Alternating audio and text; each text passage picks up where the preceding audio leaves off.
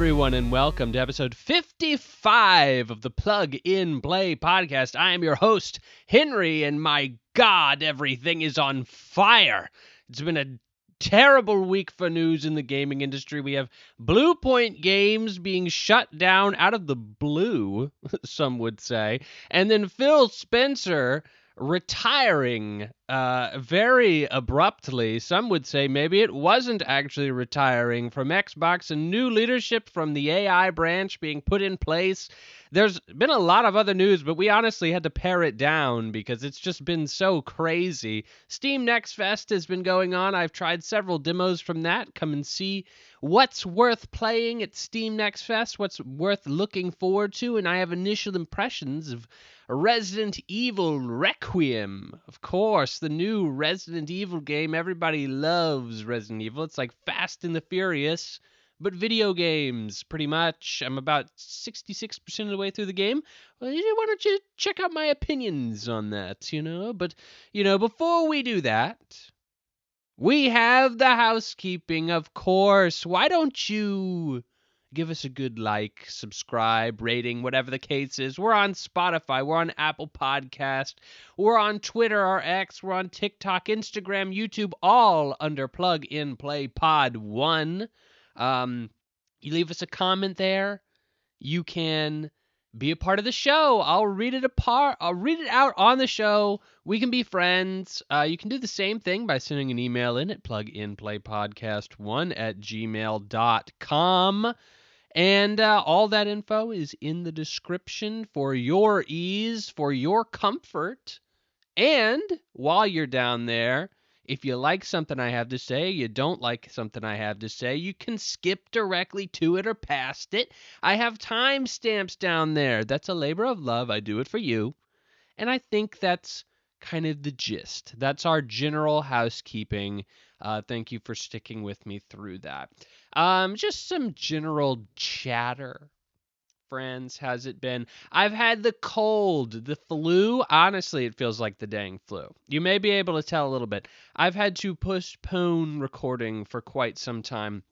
I try to get recording done a little bit earlier in the week. And then I have time to edit and get everything done so we can have a nice schedule going for you. But I have been absolutely under the weather. Real crummy. No bueno. I'm still kind of high on cold medicine, and that's why I'm really intimidated by this week's show, because there's so much to go through, and it's especially the Xbox stuff. Oh my gosh, there's so many threads to pull from. I don't know if I can even do the story justice in my current mental capacity, but we're going to do the best we can. You probably can still hear I'm a little congested, but that's what video games are for a good sick day. But even I was so out of it, though, I really didn't even want to play video games. I was like, I just want to die. Just kill me. But also in the interim, I watched all of the second season of Fallout, the Amazon Prime show. Gosh darn, that show is fun. That show is just a fun show. What a good time that is. I would say that overall had a great time, but I would say the main complaint I had about it is it's teasing like New Vegas. That was kind of the big like lead in, I guess, for season 2 is like, we're going to New Vegas. It's New Vegas, that game. Everybody, we all know you love New Vegas, Mr. House, like, isn't that crazy? We're going to have him. And like, that's a very minor part of the season, I would say. Clearly building to something bigger. But that's what I think this whole second season really is like, well, we're really just kind of building to bigger and better things. But I enjoyed the ride. I thought it was fun. I thought, it was funny. It was action-packed, thrills, well-written, great characters. There's really just nothing else to say about that Fallout show other than, dang, I'm really surprised that they are nailing it this well. And like, it's also very widely appealing. Like my wife has a friend and she's like, oh yeah, I don't play video games, but that Fallout show, it's really good. I'm just like, well, dang. Normally you don't see like normies popping into a video game show, especially when it's really video gamey like Fallout is. The Last of Us was already kind of a freaking movie. It was already pretty much made as if a movie. It was being made as a movie. But like Fallout obviously certainly was not. It's very much being adapted into that, and the universe is very much more out there and different than something like a very traditional zombie movie like a Last of Us would be. Um, Zombies are possibly the most palatable and widely appealing thing in the human race. Like I don't know what it is about zombies, but people just I remember in like the early 2000s people were like, we're getting zombie fatigue. There's no way people will want to continue to like zombie stuff this much cuz everything is zombies. And then like it never actually stopped. Like people kept liking zombies. I think it's just one of those things that just will continue to be a staple of our existence until the end of time. It's just zombies. Wow. Everybody loves shooting those things. We love shooting those things. We love seeing those things get shot. And we love seeing people do stupid stuff in a zombie apocalypse that leads to inevitable chaos. Like, we just love it. It's just a great time. The pandemic was kind of a real world situation that kind of, you know, emulated that in a way, but we apparently just are still about it. We can't get enough of it. It's just amazing. But that's a good, I don't have a comment corner this week. It's very unfortunate. I had one person comment that I was AI and I deserved to die, but I think they were looking at an older video, so it wasn't necessarily anything super recent. But I would love to have a comment corner. Comment corners have been my favorite thing, part of the show, for the past several episodes. So, I highly encourage you. Please comment on an episode. Send me an email. As I say at the beginning of all the housekeeping, it's not too upsetting to me this week because we got so much to talk about. In all honesty, there has been, kind of segueing into the news, there has been the two big stories I think are massive. The Bluepoint and Xbox, they are massive, massive stories. We'll get into them in just a second. There's been a million other things that have happened though that have been very small. Nacom filing for bankruptcy. They're kind of a smaller AA studio. That's would have talked about that minorly. It's mainly because nobody gives a frick about what most things Nacom is publishing, like Greedfall. Yeah, I didn't think you would recognize that. That's like a very AA, like BioWare like. But what else? Pokemon has been releasing games. There was of course controversy because of course it's a Nintendo and of course it's Pokemon, so it gets clicks. Everybody's going to talk about it. Pokemon releasing Pokemon Red and Green for the Pokemon 30th anniversary. That Pokemon 30th anniversary. That was actually on the docket at one point. I removed it. Because it was just so, like, if you watched the Pokemon 30th anniversary showcase, it is boring as frick. It's like 30 minutes, or I think it's only 20 minutes of them like going through like basically 30-second ads for like 20 minutes. And it's like, okay, it's like you can see Pokemon that have been in Pokemon Go before again. And it's like, thanks. Thank you very much. And I'm sure that's like a very big deal to people who play Pokemon Go, who's like, oh my gosh, I missed out on that Pokemon. Now I can finally catch them or something. I don't know. I don't know the meta of Pokemon Go. I don't know what people are trying to do with it. But like, I guess that's a really big deal. People are really looking forward to doing that. There was like a bunch of little announcements like that. Oh, Pokemon Sleep is getting an update. Okay, I forgot that Pokemon Sleep exists. Thank you for reminding me.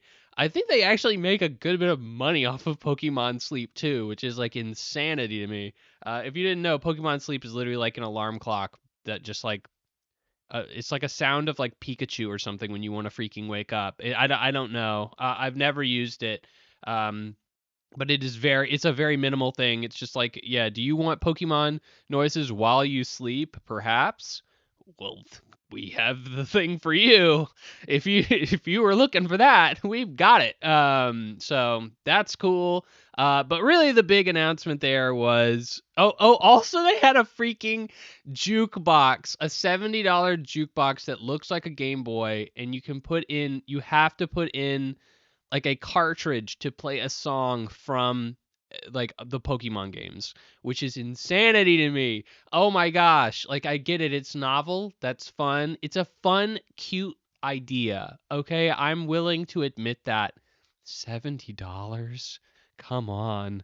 Like, oh my gosh, how much money do you think your Pokemon fans have? And they know the answer to that, and it's correct. It's way too much. But like and they're correct. But it's like, gosh darn. Like that's just like what I have an iPod. Like my phone is an iPod. I don't need this jukebox thing that looks like a Game Boy and I will never actually freaking use it. Like it's just a novelty. It's a collector's item. I get it. But gosh darn, Pokemon fans, have some self-respect. Where is your self-respect? I have a friend who's a really big Pokemon fan, like absurdly big Pokemon fan, and every time anything happens with Pokemon, it's like, oh my gosh, I already know what his opinion is gonna be. It's gonna be, this is amazing. That's all his opinion will ever be. Is this is amazing. It's Pokemon. This is great. It's like, okay, I mean. Sure. Okay, bud. I think we need to expand upon our examination of Pokemon a little bit because there's definitely problems with it, but hey, whatever makes you happy, whatever makes you smile at the end of the day, man, I get it. But anyway, the big thing there was like Pokemon the next gen, which is coming out in 2027. And I remember, oh my gosh, same guy. He was like, "Yo, dude, they have like reflections in the water, like the puddles. You can like kind of see a reflection in it." And I'm like, "Bro, I know this is major for you as a Pokemon fan." I was like, I know this is a mind-blowing like expansion of technology for a Pokemon game, but we've all experienced this in any other platform for at least a decade now. Like, yes, puddles can have a reflection in video games. It's insanity, I know, but I'm glad that you're with us now. I'm glad that you caught up as a Pokemon fan. It's just so sad. It is genuinely kind of sad to see a Pokemon fan get excited for like the smallest things that are just that should be so standard within our gaming industry at this point, but it's just like Pokemon is such a big deal and Nintendo has starved them for literally 3 decades at this point. It's like, oh man, yeah, that poor child. It's like seeing a starving child and you give them like oatmeal and they're like, "Oh my, thank you. May I have some more?" And it's like you don't even know what a steak tastes like. Like you have no idea what a steak even is. You just think oatmeal is the best, the gruel is the best thing that you can get. It's just kind of sad. But anyway, that was on the docket. I guess I just talked about it. I was going to talk about it in much more detail. But then we had major stories drop like Bluepoint being shut down. Bluepoint Games has been shut down by Sony after not even releasing a full game under their own banner. So, Bluepoint Games, if you are unfamiliar, is basically a premier remake studio. Nothing wrong with that. In fact, I think it was a great fit for Sony. So before Sony, they had done stuff like the Metal Gear Solid remake. They did the Shadow of Colossus remake. Shadow of Colossus was a bit more of a big deal. Metal Gear Solid was kind of more of a like we pretty much put HD textures on, an old game. We didn't really do much to it. Shadow of the Colossus was more of a ground up remake.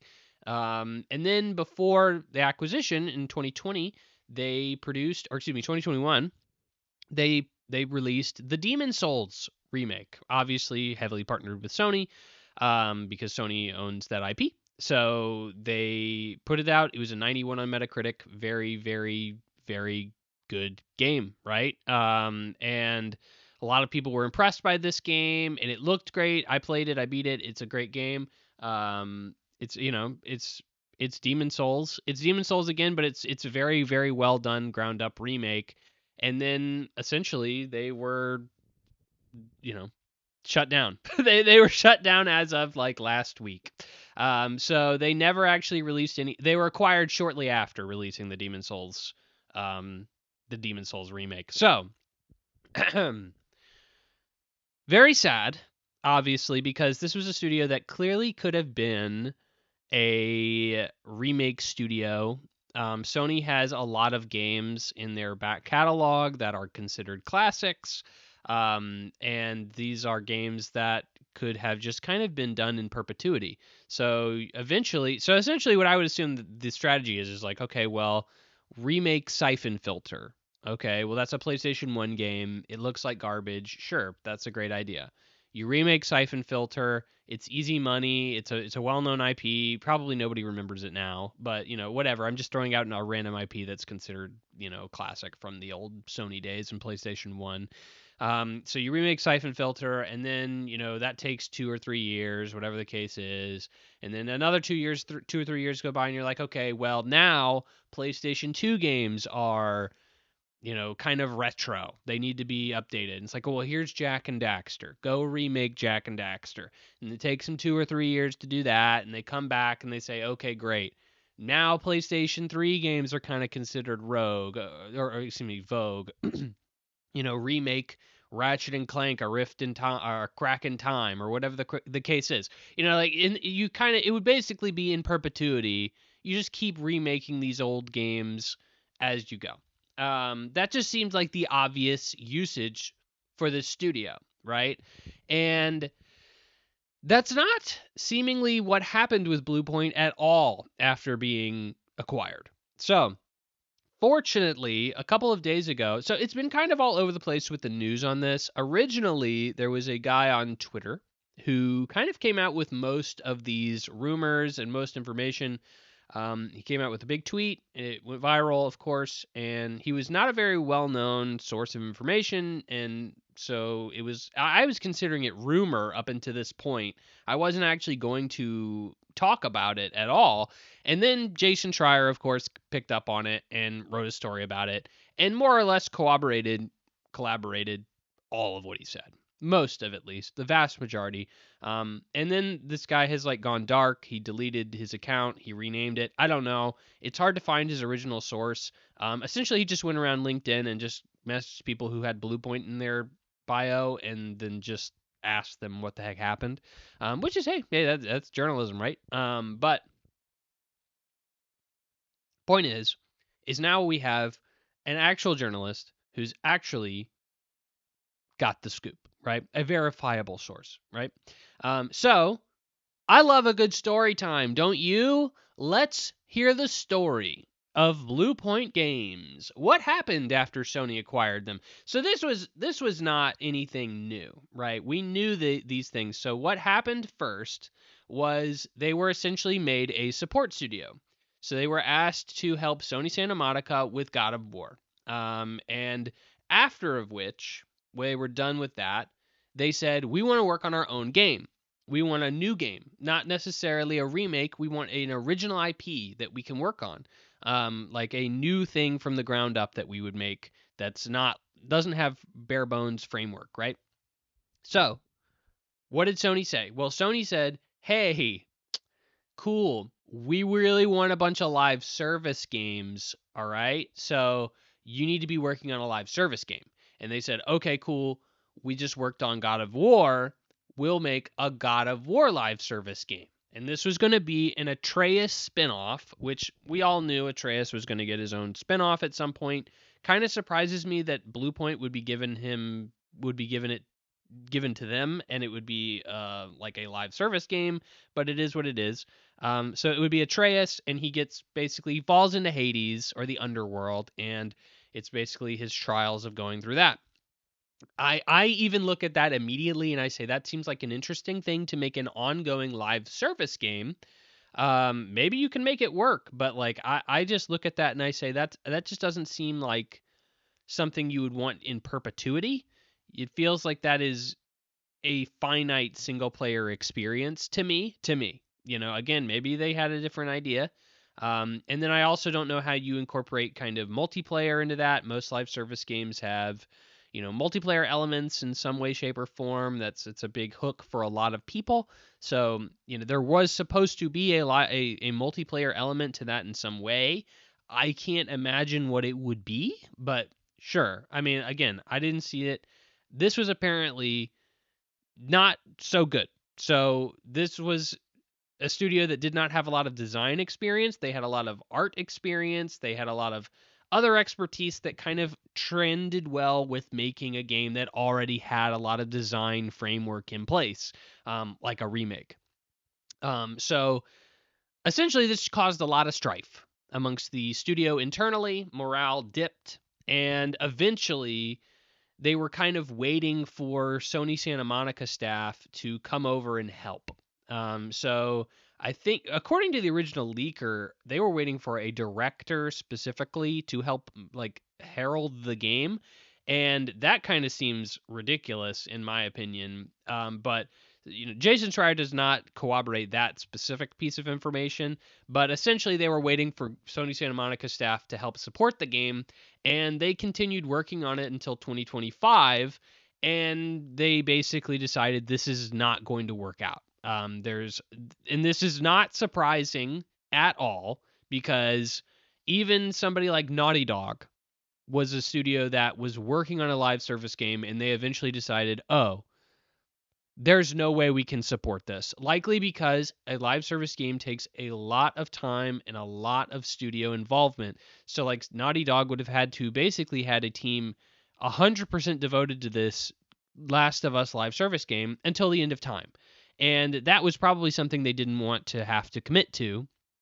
Fair enough, because they think Naughty Dog is probably a bigger, better studio that can be working on bigger, better things than just supporting a game and keeping it alive for forever. So, especially if that game doesn't pan out very quickly or well. So, in this case, Bluepoint would have probably had to be completely subsumed by this specific game, and it probably wasn't very good because Bluepoint is not very good at making these kind of games at all. So, Bluepoint has now nothing to work on. It's 2025. They've been working on a game for 4 years, or not really 4 years. It's probably about a year or two, maybe 3 years.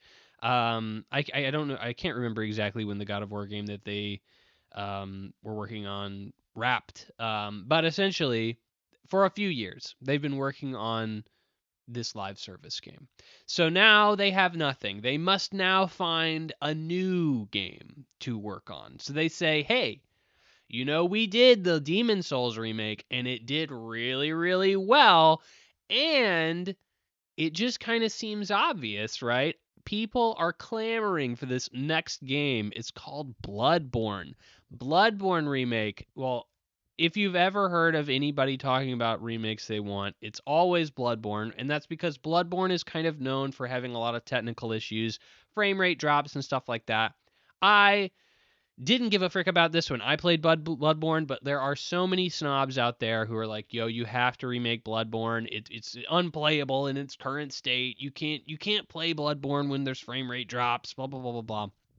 Again, this was not something that ruined my experience of Bloodborne when I was playing it, but essentially they said this is an obvious win.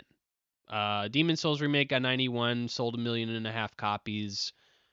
It was, a very well regarded game. Bloodborne, it has to do better, right? It's probably it's an ace in the hole. It is a hole in one. There is no way this is a bad idea.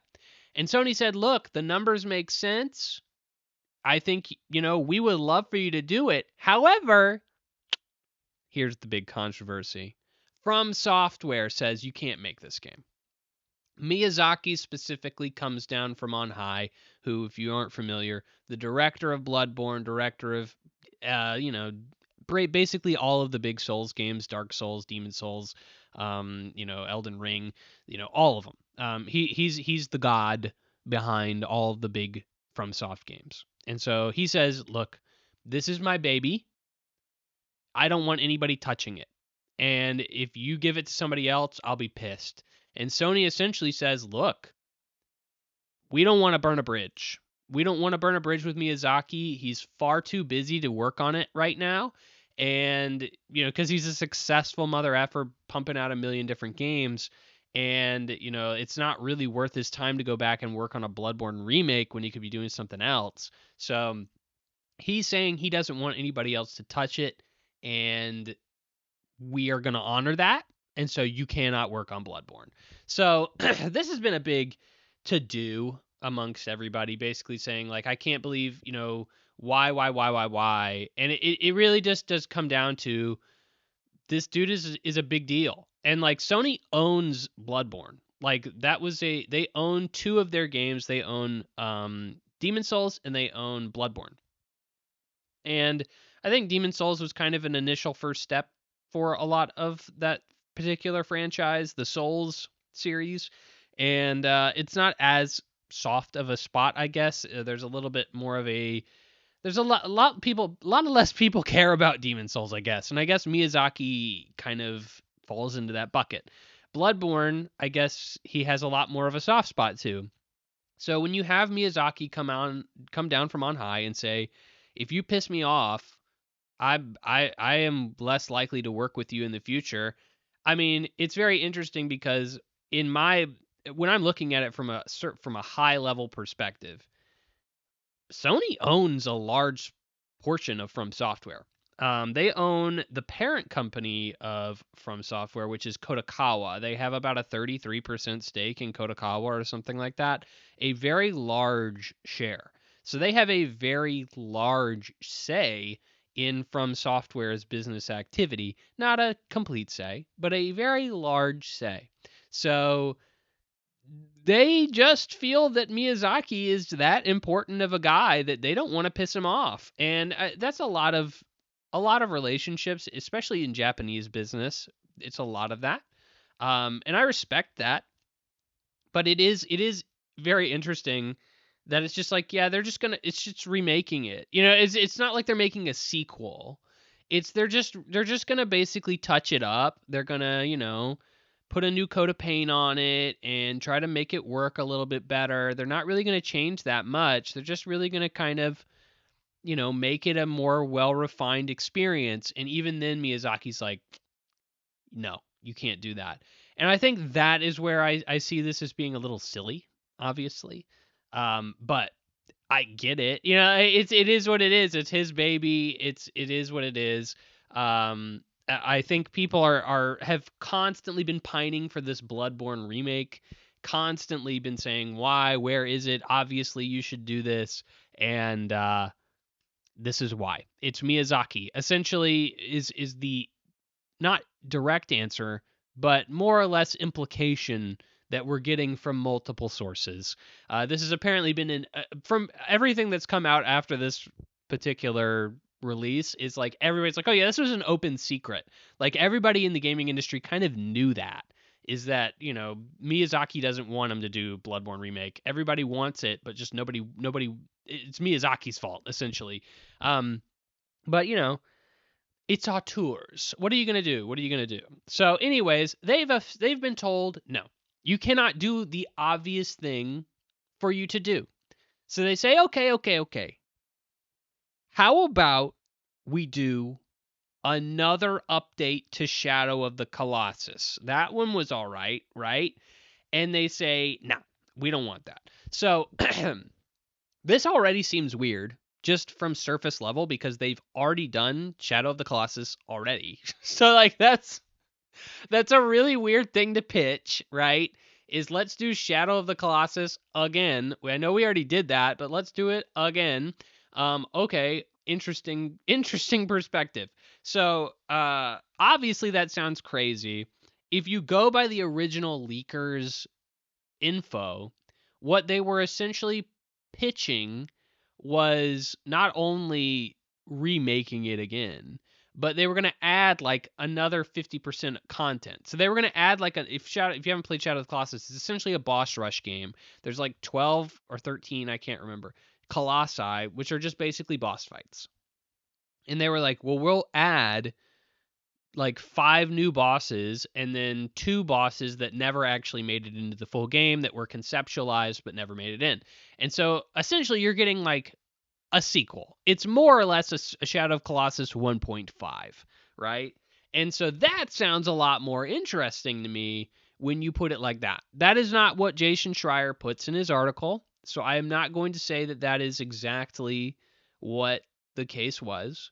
But that if you came to me and I was a Sony exec and we said we can just remake Shadow Colossus again, I'd say you're insane. Like, I think you have to come to me with something more than just we're making it again. So I am willing it to believe this leaker in saying, yeah, they probably went to them with added content as well. We're not just making Shadow of the Colossus again. We're making Shadow of the Colossus 1.5.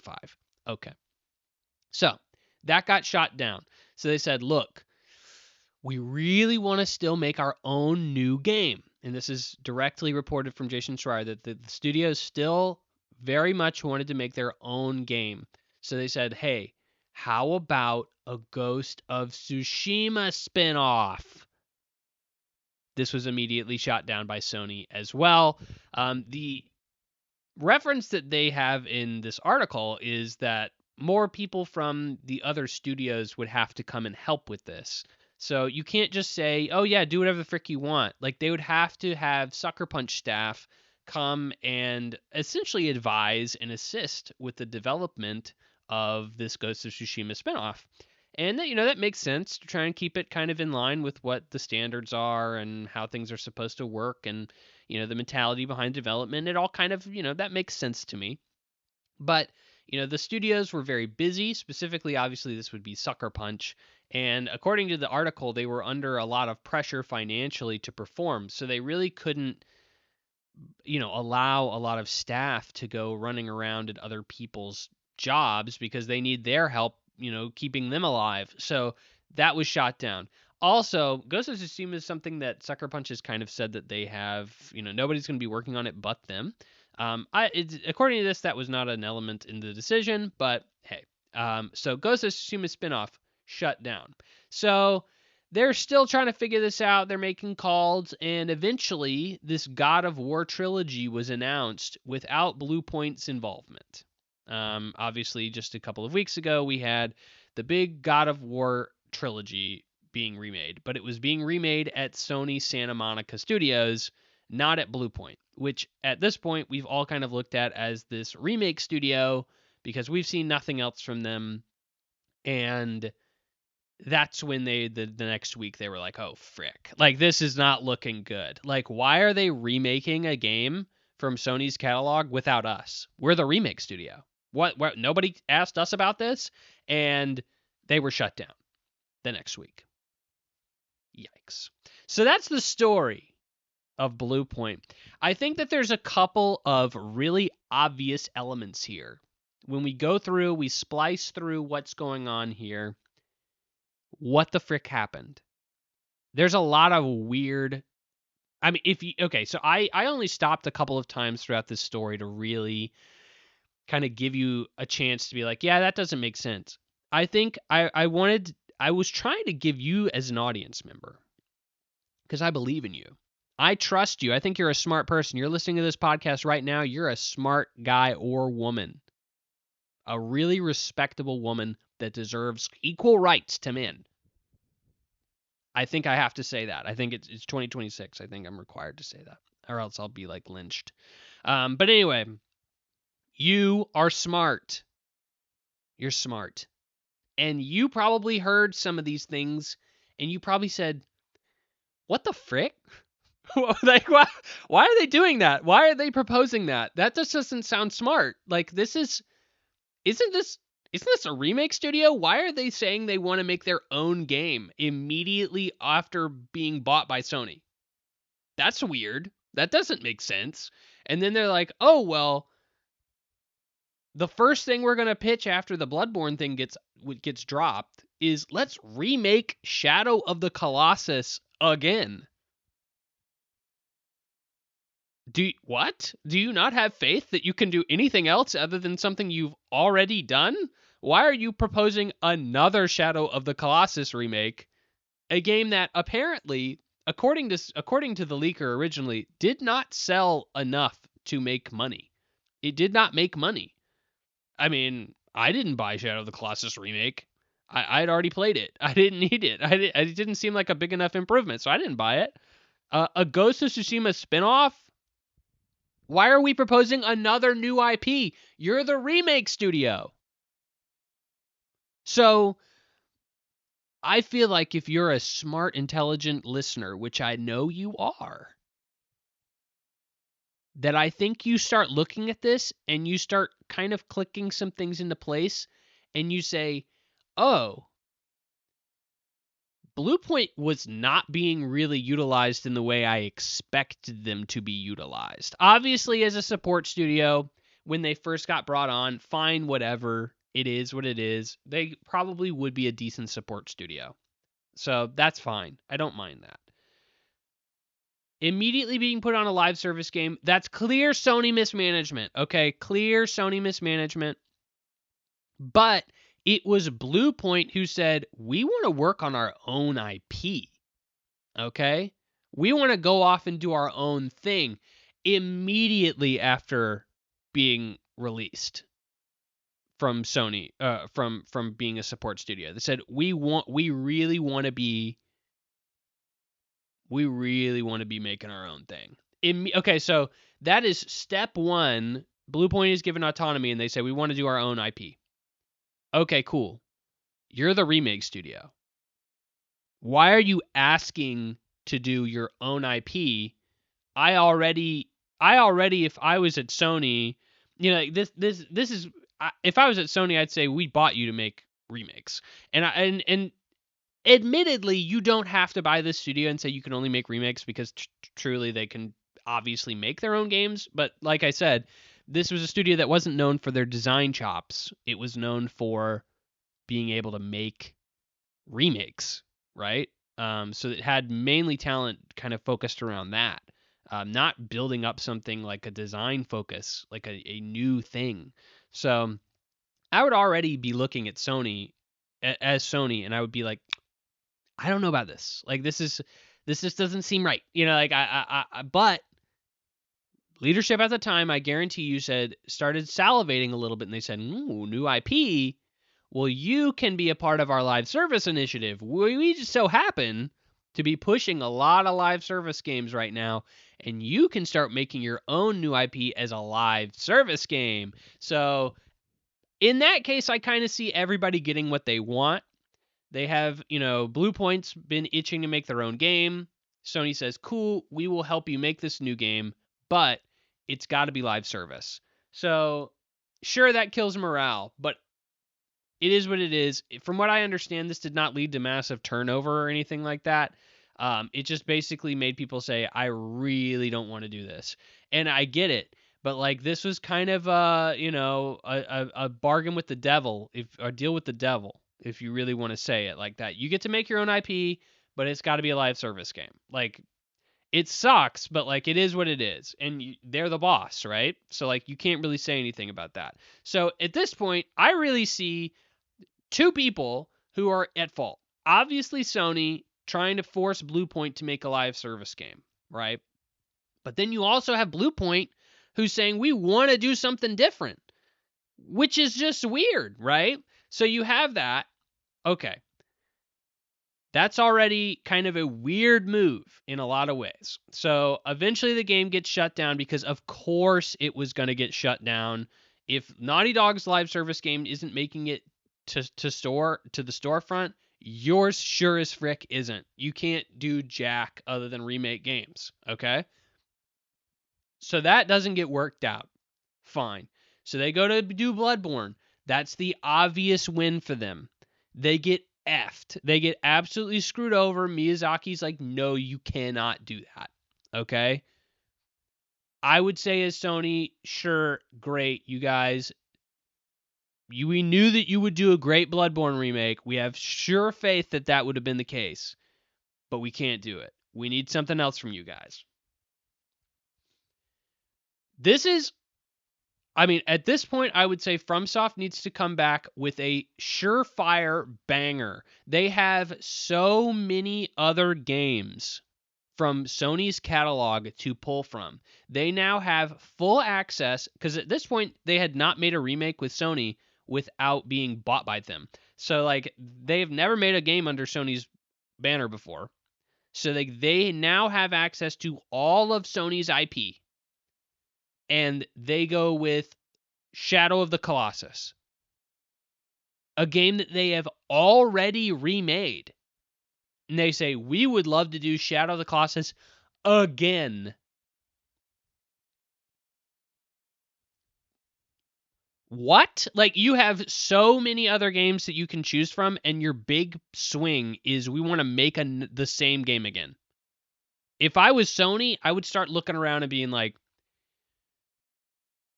are you not confident that you can do literally anything else? Like literally anything else?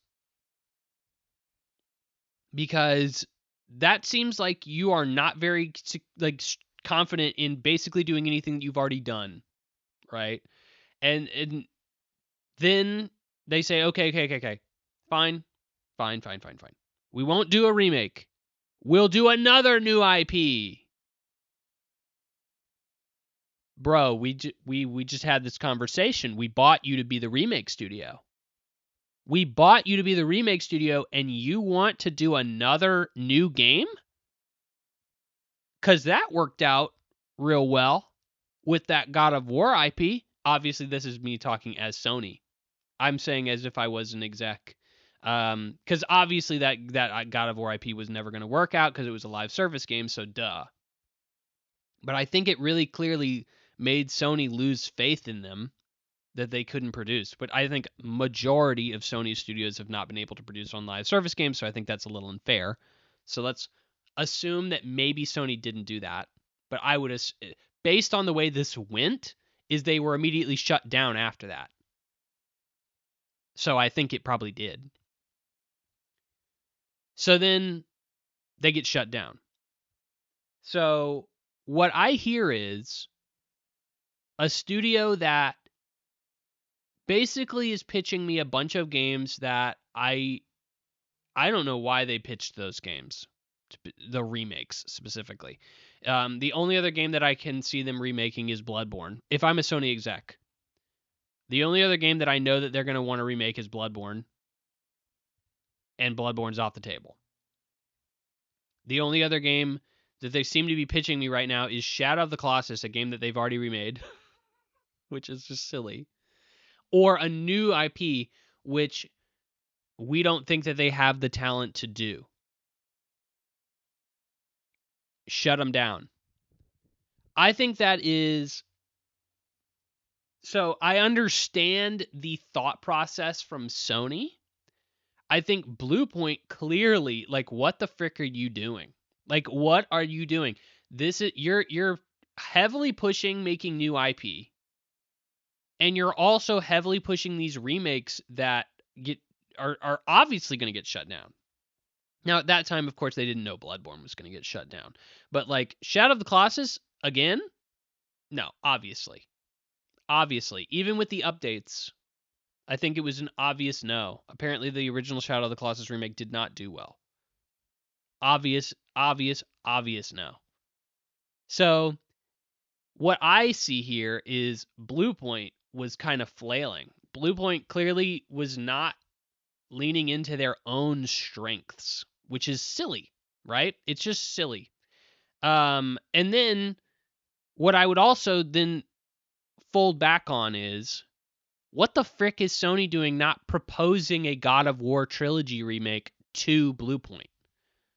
Like, the obvious answer for Sony here is to just say, hey, Bluepoint, here, we're going to throw you a bone. God of War trilogy. We want that remade. Here you go. Why did Sony Santa Monica, their premier studio that clearly their resources could be used somewhere else, why are they being given this project that you have a remake studio that is known for remakes? Why is this not being given to them? You're now utilizing one of your most prized studios. A lot of their resources are going into a remake, when you have a studio that's clearly very prominent in that space. Makes no sense. So, basically, at the end of the day, what is the story here? The story is both of these mother effers are stupid as frick.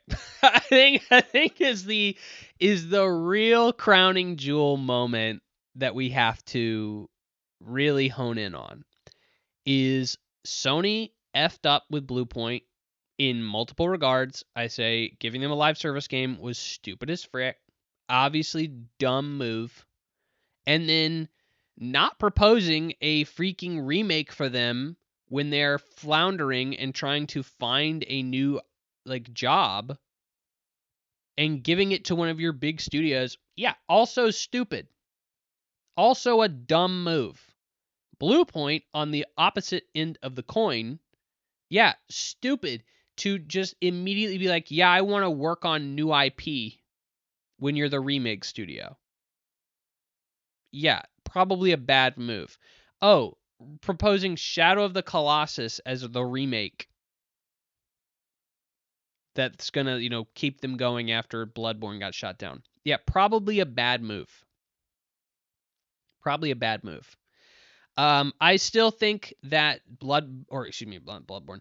Bluepoint is a incredibly talented studio. I think they've proven that.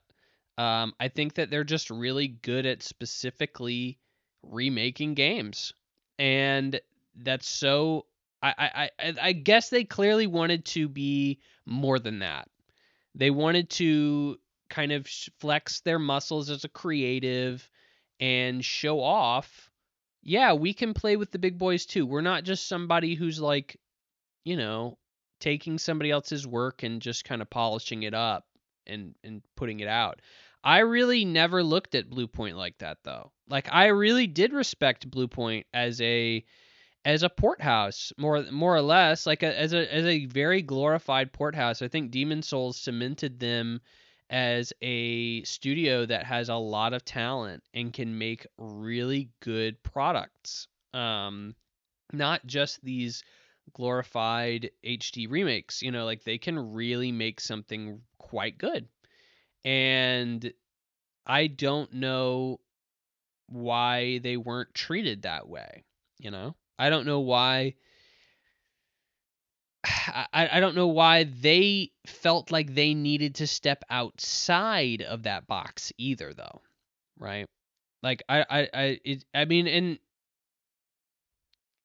I understand you want to have your own thing, you want to flex your creative chops. I get it, but I think you also need to recognize, where your strengths are, and maybe they just never really had a chance to do that. And maybe if they did get that Ghost of Tsushima spinoff, that they would have been able to show, like, yeah, we're really better at doing what Sucker Punch does than Sucker Punch. I don't think they would. I don't think so at all. I think you were going to be looking at a Ghost of Tsushima spinoff that was going to be a B tier Ghost of Tsushima. I don't foresee at any point they were going to outperform another game that they were doing a spinoff of. So I don't know. It seems like I think the pulling the plug on them was clearly premature. They clearly could have been given a much better run, a much better chance. But that I think it was a little silly to do that. I think both sides have clearly made some missteps, and it led to a studio closure that I think was again a little premature. And it shows that Sony is willing to close studios though.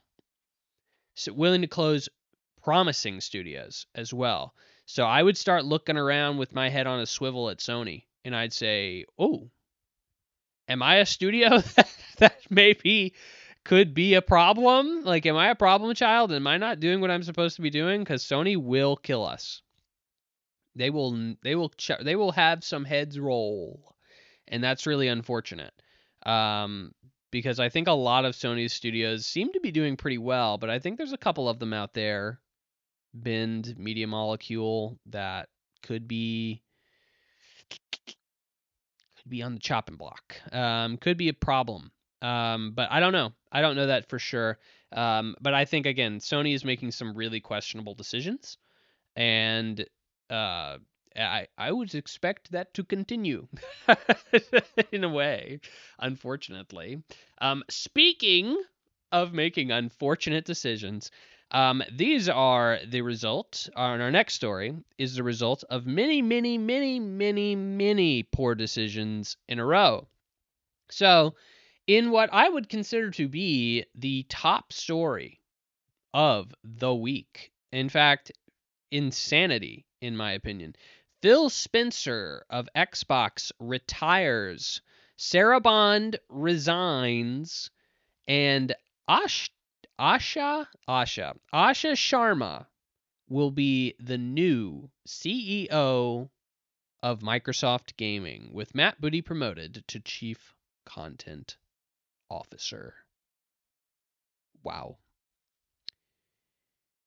Pour one out for Philly. Phil Spencer, longtime head of Xbox at Microsoft, Sarah Bond, the president, both out in a very dramatic shift in leadership here.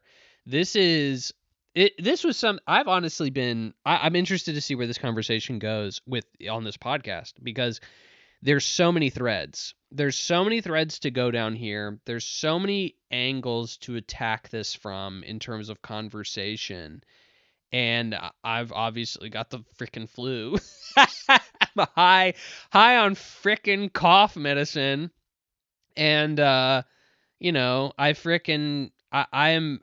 intimidated. I'm intimidated by this conversation, because you could easily have this one bullet point could be hours of conversation. Obviously, Xbox has been in a way for quite some time. It has been floundering. It has been trying to shift to a Game Pass xCloud model, and it has not been well. It has not been doing well. It has not been convincing a lot of people. And I think the obvious straw that broke the camel's back is the Activision Blizzard acquisition, being one of the biggest acquisitions of all time. In fact, I believe the biggest acquisition of all time. Not even video games, just like in terms of what they paid, the biggest acquisition ever. And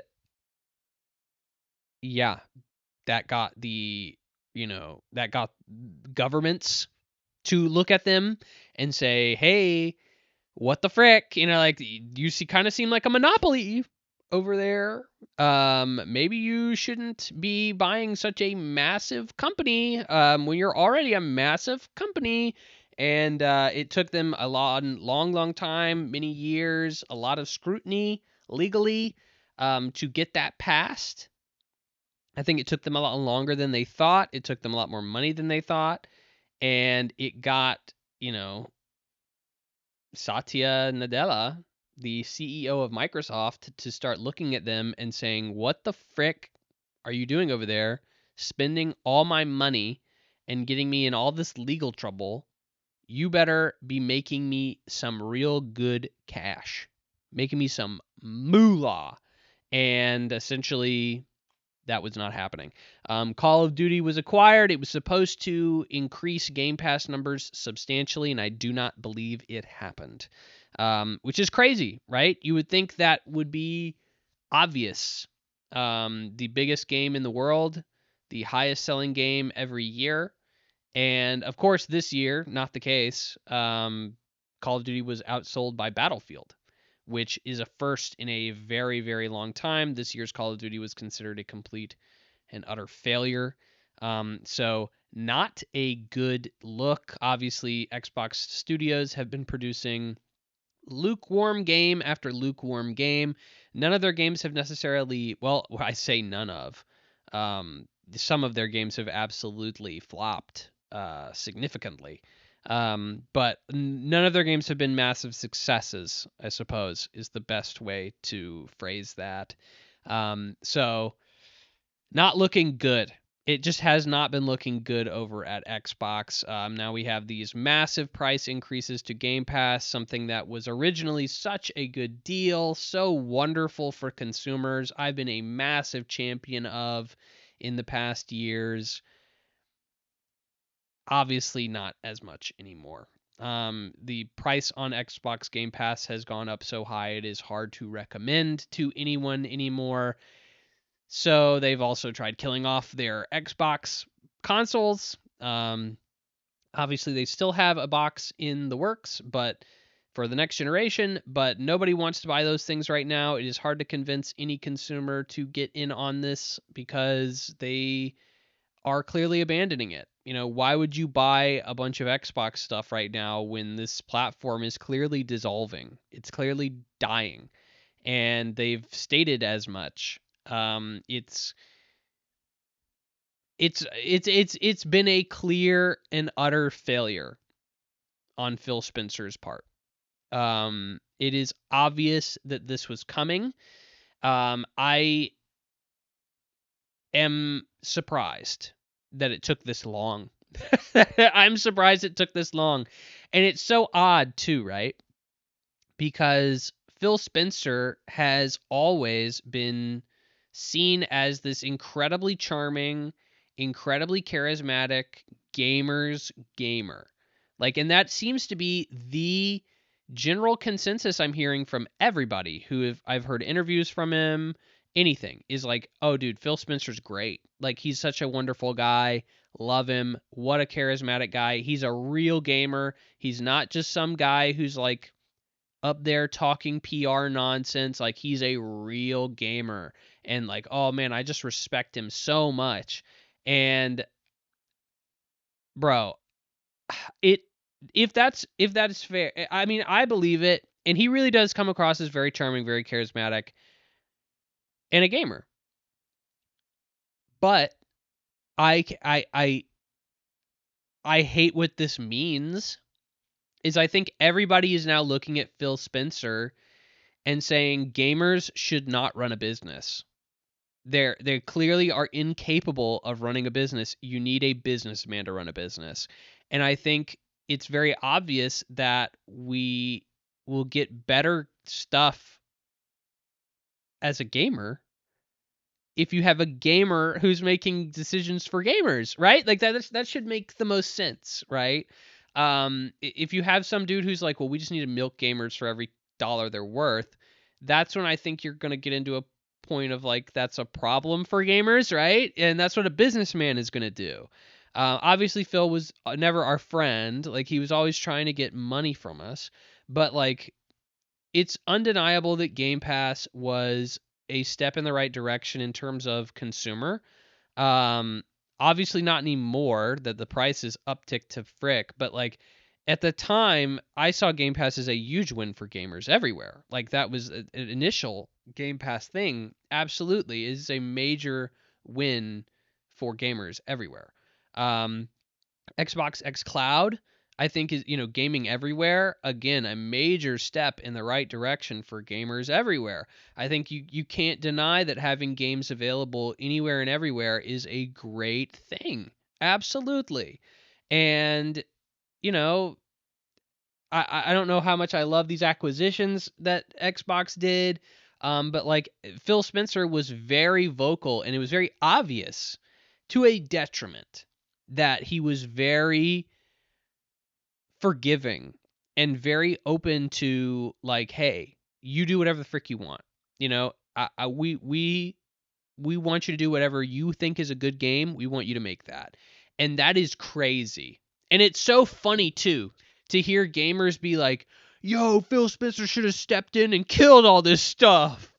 Why did Phil Spencer not just murder everything that he had when he bought all these studios? He should have just shut them all down. It's what the frick? We for so long, gamers would always cry oh my gosh, just let the developers do what they want. Let them make good games. Don't step in and say they have to have loot boxes and they have to have microtransactions and they have to have shoehorned multiplayer. These are all stupid business decisions that some corporate executives said they had to have, and yada yada yada. That was the rallying cry for gamers for years. And now we have Phil Spencer, who freaking is a gamer and listened to you mother effers and said, hey, They're right. We need gamers. We need these developers to make games. Just let them make games. Let them produce games. Let them make. We believe in our developers. Let them do what they want.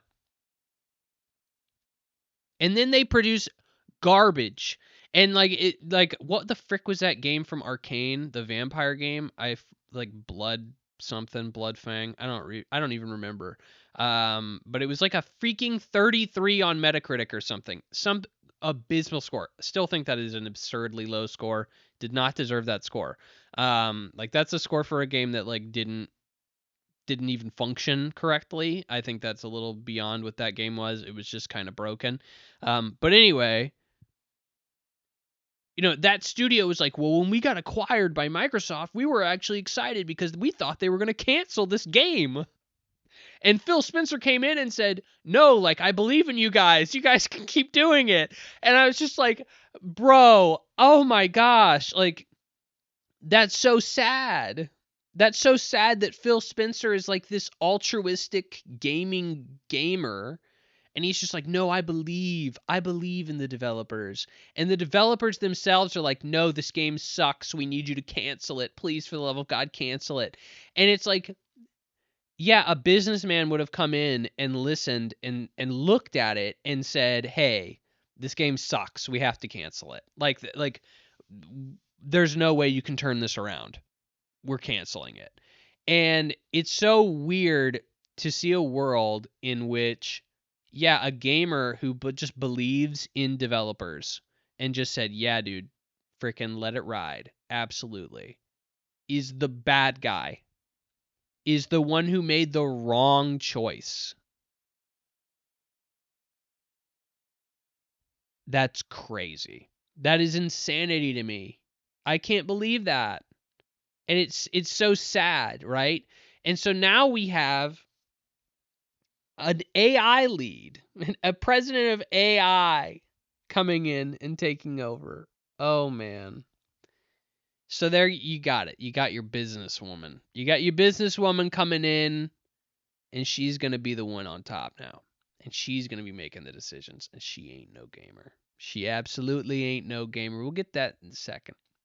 I think the next thing here is filing off of Phil Spencer. We have Sarah Bond. Sarah Bond, the lovely lady president of Xbox. So Phil Spencer was CEO, president. She kind of was the girl making things happen. She would be executing the orders, per se. Sarah Bond was what everybody assumed would be the next CEO of Microsoft Games. It seemed like that was the obvious heir apparent, as everyone is saying. And I mean, I think that was fairly obvious to everybody. She was very public facing. She had the title to say that. And Phil Spencer seemed like he could have been on the way out. Sure. So, like, it just kind of made sense, right? So, Sarah Bond resigns. So now what we assumed this basically Phil Spencer, I'm not going to say 2.0. Sarah Bond was never considered really a gamer, but Phil Spencer's, somebody who probably Phil Spencer was building up as a replacement is now gone. Well, what happened obviously is she was overlooked for the promotion and she was pissed and left. This is no surprise. If I was working for a big promotion and I was up in Microsoft like that, and the time came for me to get that job, and they said, well, not only are you not getting that job, and we kind of led you to believe that you may have been the best person for it, but like we're giving it to someone else. It's clearly a snub. It's clearly a snub. It's clearly like we really didn't like what you were doing. Like we don't think you would be a very good fit for this job anymore. And what that says to me is my time here is over. And look, bro, I got Microsoft president on my freaking resume. I can go wherever the frick I want. Like there will be people foaming at the mouth to give me massive power at another company. Absolutely. No doubt. So of course you leave. It just makes the most sense. And here's the funniest thing is that Sarah Bond was actually considered to be not that likable behind the scenes at Microsoft. It seems to be fairly widely reported at this point that, I mean, which I had never heard this prior to this particular, her resigning, but it seems like everybody's talking about it now, is like, oh yeah, Sarah Bond was essentially, rolling it back a little bit, she was in charge of the Xbox Everything is an Xbox campaign, which if you hadn't seen it was an ad where essentially everything, this is an Xbox.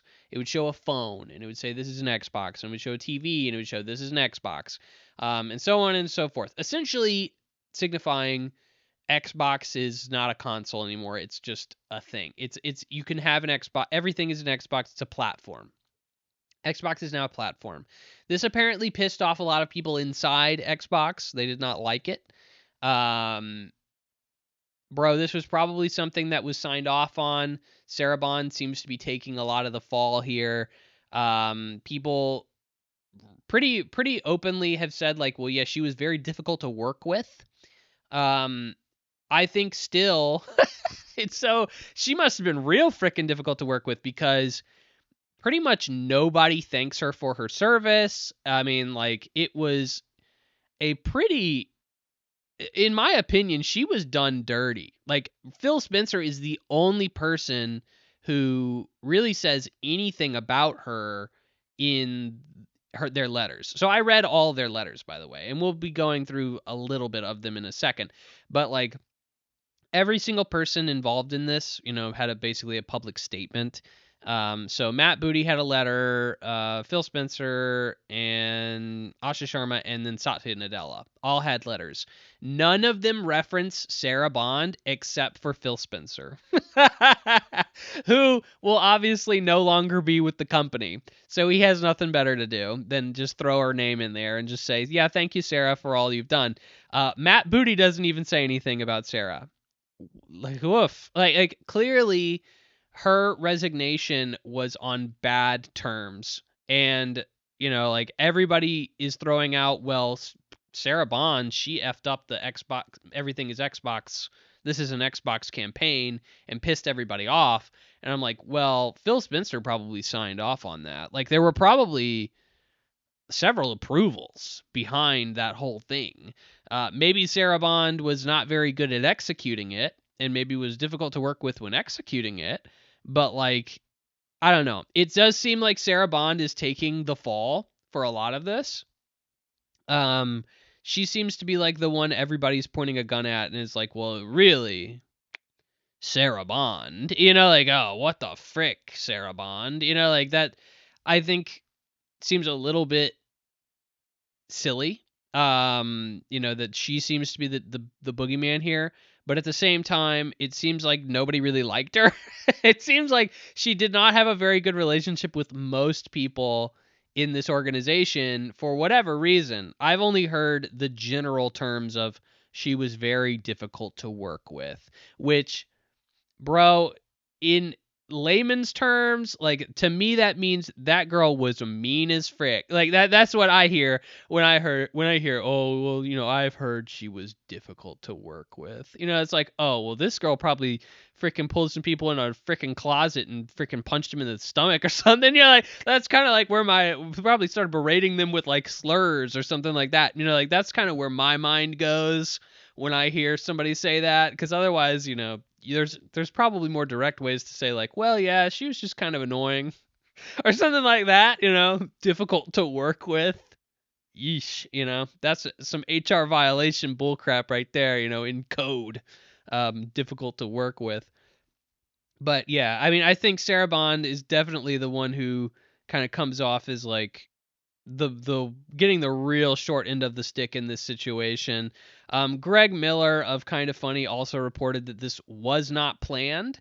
I am not sure exactly what he's referring to here, so we also had, this was a rushed announcement, by the way. Sarah Bond, kind of tying into that, had a LinkedIn post go up like 3 hours before the announcement was made or something like that, talking about how she like loved Xbox or whatever. This is obviously her team doing this, and it was a scheduled post, so nothing crazy. But like they didn't know this was going to be announced the way it was. Apparently, IGN got the scoop prior to them being ready to say it, and basically it just got kind of dropped from there. So I'm not sure if that's what Greg Miller was talking about, but I think basically what Greg Miller was saying is this entire retirement, quote unquote, was not planned. And I would have to think that has to be fair. I think it seems like, okay, so what we know is Phil Spencer took kind of a sabbatical for a long time. At a point, people were frustrated. They weren't getting approvals for weeks because he was out for a while. That was kind of the assumption that like maybe he was at that point considering, okay, I should maybe wrap it up. I should hang up my coat and tie on this particular endeavor. And then he apparently had been talking about it with, according to his statement, talking about it with Satya Nadella for since the fall of the previous year. So a little bit of time to try and get that figured out. It just seems like it's an abrupt change for that though. Phil will be staying on as an advisor for some time to help with the transition. So will Sarah Bond for like 3 weeks, I think, for Sarah, but it's a much longer time for Phil. But like I don't know. It does seem kind of chaotic, and I know that the announcement was made chaotic by the fact they had to kind of push it out, but it just seems like this was probably something that had been pissing off management, specifically the CEO of Microsoft, for quite some time, and had been a thorn in their side for quite some time. And they probably just said, "Get the frick out!" like I don't know how you're turning this around. Which, speaking of which, we move on to Asha Sharma, our new lead of Xbox, our new Xbox CEO in chief. So she is a previous executive at Meta, specifically Instacart. She's on the board of Home Depot. She is a businesswoman through and through. She's been on multiple big tech companies, executives, before going to Microsoft, and she is now over in AI, or she was in AI, a president over AI in Microsoft. So she's now coming over to here to be the gamer girl. So it's very funny because very shortly after they put out her gamer tag, and they were like, yeah, here, she's a real gamer. And that, I think that's something they just felt like they had to do, because Phil has always been very open about like, here's what I'm playing, here's my gamer tag, you can check my score.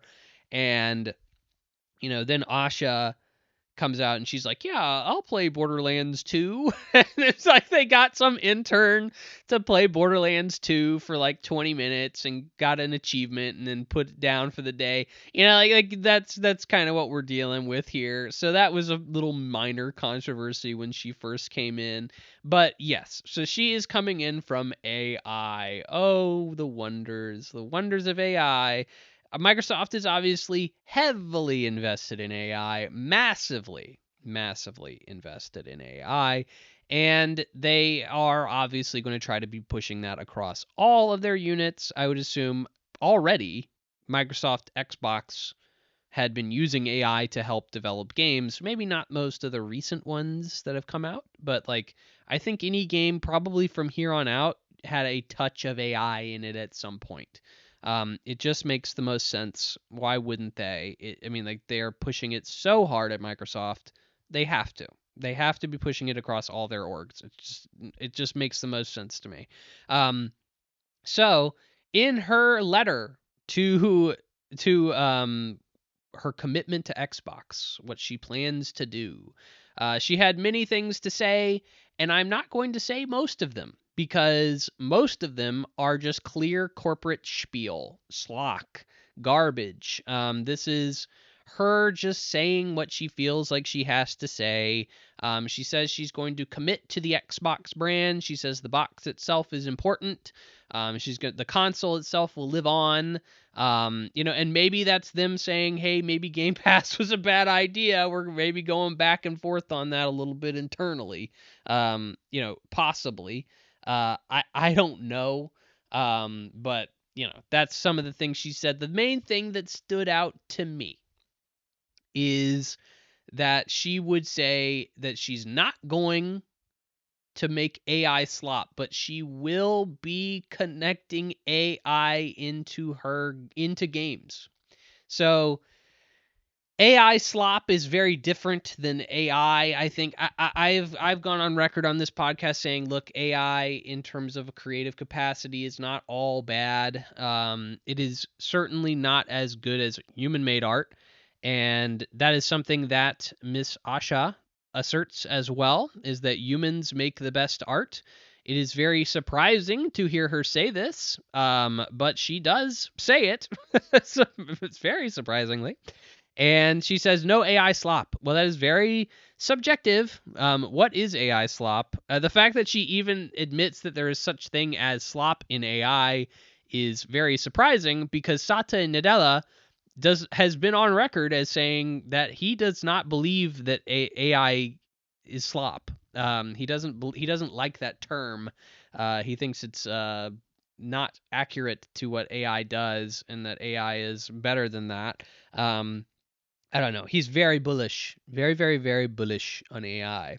So, she's essentially coming in and saying, hey, look, we will be using AI, but we won't be producing AI slop.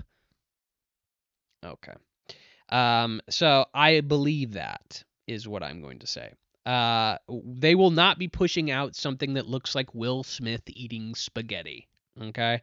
But they will be using AI to help code their games, to help produce their content. And here's where I kind of look. Is one of her major statements that she kind of inserts along with this AI, bit statement, is that she wants both developers and players to make their own games using AI. Guess what I hear when I hear that? I hear Roblox. I hear Fortnite. I hear user-generated content is what she sees the future of Xbox being with AI. Ooh, I don't know about that. That's tricky, right? But I think if I was an AI exec and I had to go to Satya Nadella and he said, what do you want to do with the Xbox brand? And he was big into AI, and I obviously am coming from an AI place, and I say, look, we can have a mother effer just code a game and we can make a platform on it, and it'll be like our Roblox. Roblox is one of the biggest gaming platforms in the world, so is Fortnite. And we can make a profit off of user-generated content making games using AI. I think that would be the obvious play. Just to throw that out there. You do one of two things, obviously. You'd say, well, we can use AI to produce either better games or, more games for Game Pass. That would be my first strategy that I would propose. Second strategy would, I think, be a lot more bullish, is, we basically make a Roblox. We make a platform for gamers to make games for themselves or for others. And that it seems crazy to me, because I don't think our technology is anywhere near close enough to produce that kind of content. You can vibe code a game, sure, but you still have to kind of know how to do that. I don't think it's at a place where just a layman, like my dad, can't go in and freaking vibe code a freaking video game. Like not all of a humanity can do that. I don't think a child would be able to do that. Which is people in Roblox and stuff like that. I think that there's a lot of barriers to entry to that kind of technology, to that kind of production that maybe Microsoft can make a lot more streamlined. Perhaps. But I think it would be difficult, and I think it will take a long time before it gets to something like, oh yeah, more than an Angry Birds, or more. I think Angry Birds is honestly a little bit sophisticated. More than a Flappy Bird was actually what I was thinking of. We can vibe code Flappy Bird, or basically, if you're having trouble visualizing, essentially, what ChatGPT is. You can put things into ChatGPT and it spits out your answers in text or an image even. And what if you could do that with a video game? What if you could say, make me a Flappy Bird game where the bird is actually a coconut or whatever the frick, and now you're playing Flappy Coconut. And it's like, okay, this is my dream game. This is all what I've always wanted. Why didn't they ever make Flappy Coconut? And, that's essentially what I would assume they're wanting to do. But I would say, they want it to get to a point where you can be like, make a Gears of War game, but X, Y, and Z. And then a Gears of War game is produced before your eyes. Like, that is so far down the line. Like, we are easily a decade away from that. Easily. And, maybe they're shooting for the moon on this. There's some moonshot theory here they're trying to go for. I feel like we are still in the infancy of AI in general, yet alone generated video games to that scale. So, that is such a moonshot. It's really far out there. So, I mean, and I don't know. Maybe that's not what she's saying. But when I hear an AI executive say that, that's what I hear. That's what my mind goes to. And I would be very surprised if I'm wrong with at least that general idea. So I think that's what you're looking at for this. She says a lot more stuff that just sounds like basically fluff. Oh, we're still going to make great games made by humans. We're still going to, we're going to go back to the Xbox. One of the co-founders of Xbox came out. This was a big quote. Was that really Asha is coming in to be a palliative care doctor, which I think is a very strong statement, right? And he essentially said, this girl is coming in to basically kill off Xbox. And I think there's some logic to that statement, to be quite fair. To be quite truthful, I think that there is some logic to it.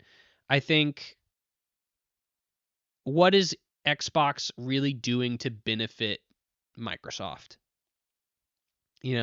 Where does Xbox really fit into the larger Xbox or Microsoft ecosystem? This huge thing now, because of Xbox, because of Blizzard specifically, Activision Blizzard King, because of this huge albatross around their neck that is costing them so much money to support. What is it really benefiting them? Their Xbox console is pretty much dead. Game Pass did not take off.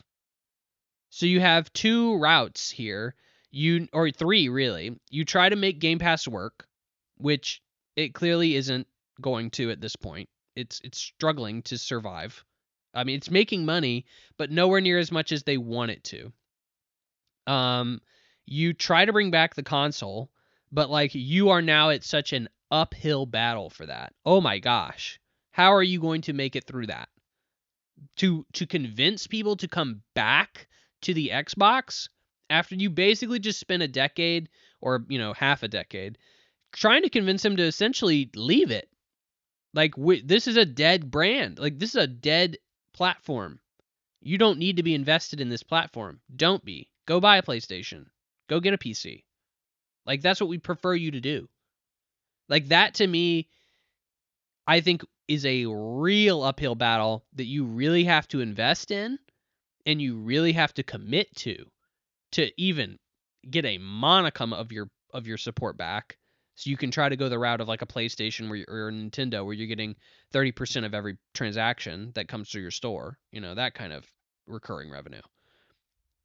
Or you sell off the stuff that you don't need anymore, which is your studios. You're now the biggest publisher in the world.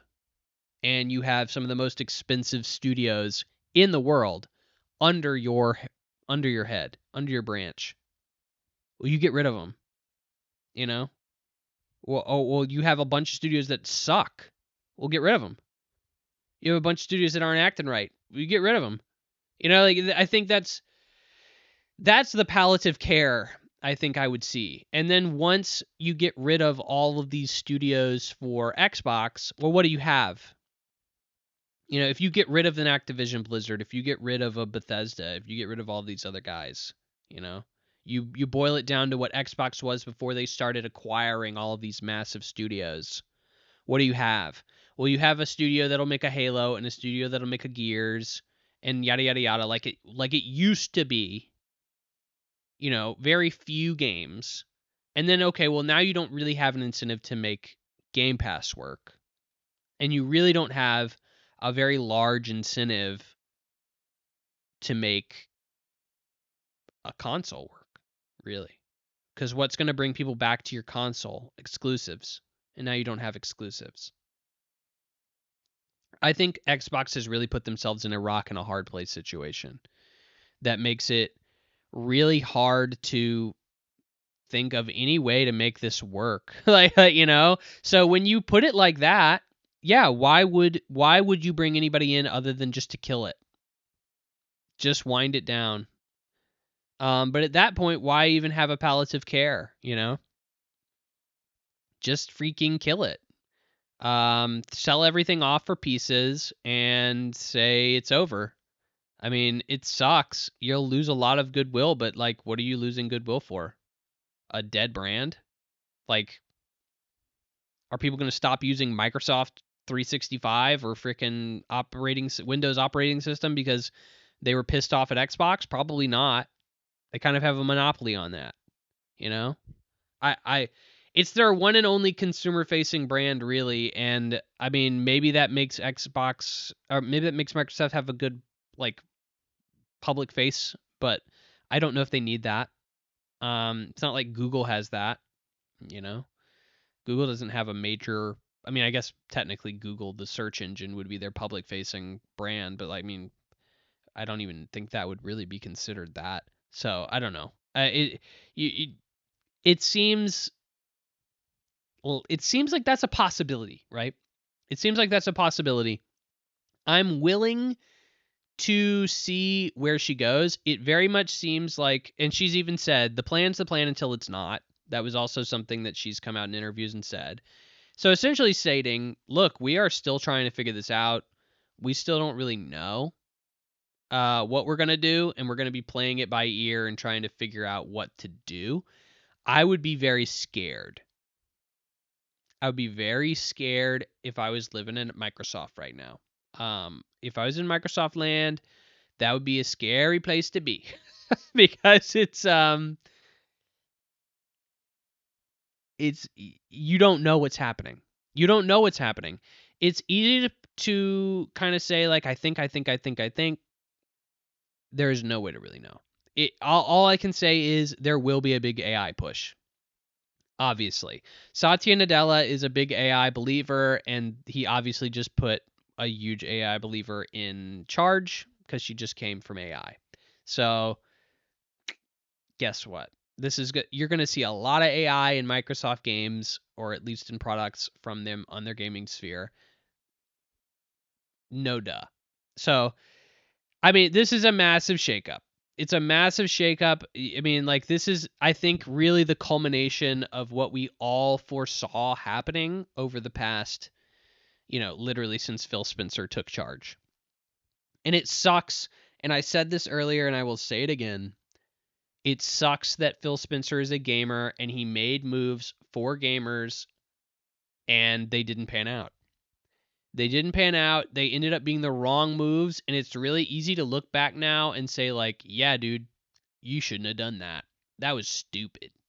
And then at the same time, I look at that and I say, but he was doing what he thought was right. And I think from a gamer's perspective, I think a gamer would have said that was the right call to make too. It's just not the right business decision. And it sucks that the gamers' decisions are not the right business decisions a lot of the time. And sometimes gamers don't say what's right, even though it seems obvious to us. Oh yeah, just let the developers do what they want. Just give them as much freedom as they want, and they'll make good games. That is pie in the sky mentality. We've clearly been taught that you need somebody to rein it in. You need somebody to kind of wrangle the cats in a way and make sure that they're doing the right things. And like sometimes we just talked about Bluepoint, and we were just talking about like, well, clearly there were some freaking wrong moves made there, and it wasn't the right moves for gamers, and it wasn't the right moves for the studio. And in this case, I think it was the right move for gamers, and it ended up being the wrong move for everybody. And that sucks. That sucks. And I salute Phil Spencer for what he tried to do. He made massive changes in the industry that I think are benefiting most people in it. But I think that he made some really big mess ups, some really big screw ups, and you can't get around it. And I think Xbox has been bleeding money. He made massive, like the biggest changes to the industry we've ever seen. And they didn't pay off. And when you're going to be making such a massive change, when you're swinging so hard, you cannot miss. And he missed. And it sucks. It sucks major balls. And now we have an AI lead in charge of this, and I don't know what to think about it. She's a businesswoman, and it's really just going to take time to see. But like, I'm very interested to see where she goes with this. I want to see where she's taking the brand, because I think nobody knows what to do with it right now. I think nobody knows what to do with it, and I think she's going to be frickin' flying by the seat of her pants for a lot of her decisions, to be quite honest. And I'm interested to see what happens. But that is another reason not to buy an Xbox, if you were thinking about it. But that is all. We only have 2 news stories for this week, because I've spent 45 minutes talking about each one of them, because they're so big. I had a couple of other stories that I considered on the docket. Sony pushing back PlayStation 6 to 2028, 2029. Honestly, like, what more do you say? You just say, yeah, I mean, could be coming out later. There was so many threads to pull from. There's so many. But that's, I think, all I have to say on it. Thank God I don't have like 3 other people on this podcast trying to, well, maybe it'd be a really good thing if I did, because then people would tell me to shut the frick up. But that's all I have to say on that, at least for right now. God willing. All right. So enough about the news, or the 2 news stories, really. We're on to impressions. And this week we have an interesting way of doing impressions. We have Steam Next Fest. Steam Next Fest was very prominent over the past, I think it's still going, actually. But I checked out a lot of demos, put them on my Steam Deck. If you ran on my Steam Deck, you were good to go.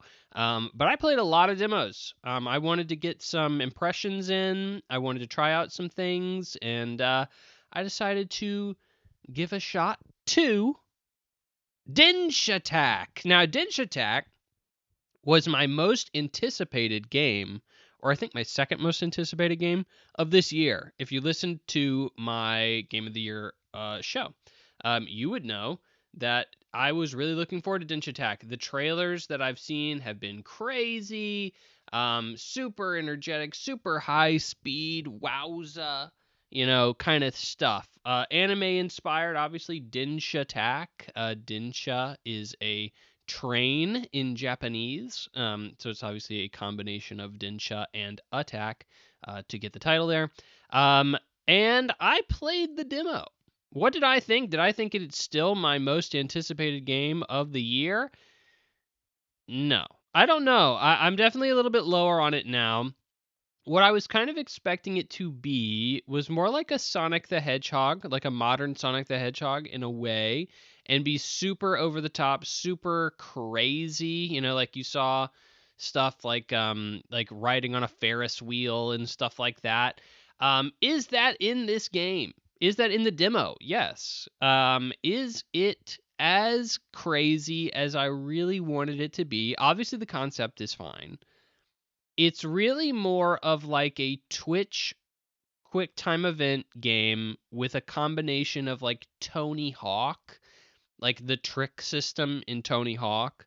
And I actually hate the trick system in Tony Hawk. I guess that's what people like about Tony Hawk Pro Skater. I've never been into it. Comboing tricks quickly and, moving the analog stick around and, not doing it before you hit the ground. I don't know. I've never been into it. It's never been my thing. So having this be a major focus for the game was kind of a turnoff for me, because I'm just not a huge Tony Hawk guy. I didn't think the demo got as crazy as I wanted to see it get. There's a lot of like, you need to play these levels multiple times to perfect them, to up your score, to do better on tricks and find bonuses and stuff like that. It's definitely a high replay kind of game. I don't love that.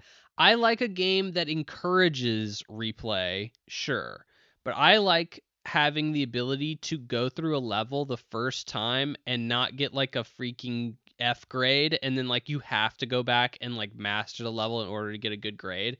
Like I understand games that promote mastery, like a Neon White or something like that, and I think that you know there's definite merit to that, and there's definite appeal, and I enjoy those games occasionally, but I prefer a game that I can go through and do well on the first time through, because I don't have enough time to replay a game or replay a singular stage like 5 times in order to get a good grade on it. So like I don't I understand people who are looking for that. It's not something I'm looking for. I also thought a lot of the like craziness and gameplay within the game was just kind of Twitch based. So like, am I looking forward to Denshattack? Sure. Do I see it as a less desirable game now than I initially did? Yes. So like, again, I'm looking at it as more like a 7.5 now, whereas I earlier was looking at it like an 8.5. It's just, and I'm not even saying it's bad. It's just not the game I wanted. And we'll kind of get into a game that I did want later on this list, but that's kind of my general feel right now for Denshattack. Next was The Eternal Life of Goldman. The Eternal Life of Goldman is a 2D platformer, or 2.5D platformer technically. And it is all hand drawn. It is beautiful. It is a cartoony art style, with a weird and wacky world. You are essentially playing a storybook, being told by a mother to her child, who is like dying of a terminal illness or something like that. You kind of get into that as the demo progresses. It is a very long demo, 90 minutes, and the demo even opens and is like, this is a hunky demo. It's a 90-minute demo, so like you're gonna be here a minute, so like chill, like get used to it. You are playing as Goldman, an old man. Didn't didn't think that was gonna say it like that, but yeah, it's an old Goldman is an old man, and he is kind of reminiscent of like DuckTales, if you remember the old classic NES game DuckTales, where you're hopping around on Scrooge's cane. That's what you're doing in The Eternal Life of Goldman. It's kind of your main interaction with the vast majority of the world is through your cane. You can swap out components of your cane, that you get throughout the game to kind of solve puzzles, and swap on, like, one of the things you get is like a high jump cane part, and you have to like sometimes swap that out because jumping too high, you'll hit spikes on a ceiling or something like that. Um, it was a pretty solid demo. What really clearly stands out in this game is the art style. The world is beautiful. It's kind of insane to me how much detail is in everything. The foreground, the background, the it's just what the player is running on currently. Like, it is really something. It is really something. I was having to traverse multiple areas within the game, kind of backtracking, going from place to place. I think my main complaint about this demo was the text. There is a lot of reading that's not voiced in this for some reason. There still is voice acting, but it's only when the mom is talking to the child as narration, which is also a weird kind of juxtaposition because it's not like, Princess Bride where he's like, "Please, mummy, I want to hear more of the story." It's not like that. And I don't think Princess Bride has like a British kid, but like, you get it. It's not like a whimsical, like, "Oh, I just want to hear one more chapter, mummy, please." It's not that. It's like, "Mom, why is the lady coming in and sticking me with the needle that makes me go sleepy by?" And she's like, "Because you're dying, Jimmy." And she's like, "Why do you lie to me about how I'm dying, mommy? Because mommy can't handle it, Jimmy." Like that's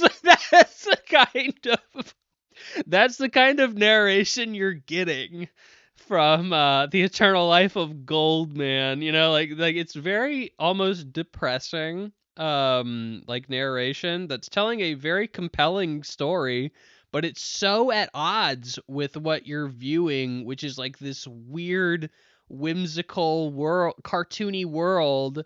That it's like, what the frick is going? Like, why did we decide to go with this? That really just totally just does not match. Um, but overall, like, it was a solid platformer. Again,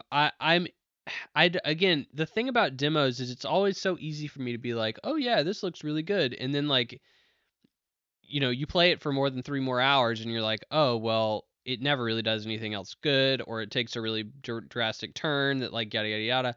I think Eternal Life of Goldman looks pretty good. Here's the problem with Eternal Life of Goldman is it's coming from a really bad developer.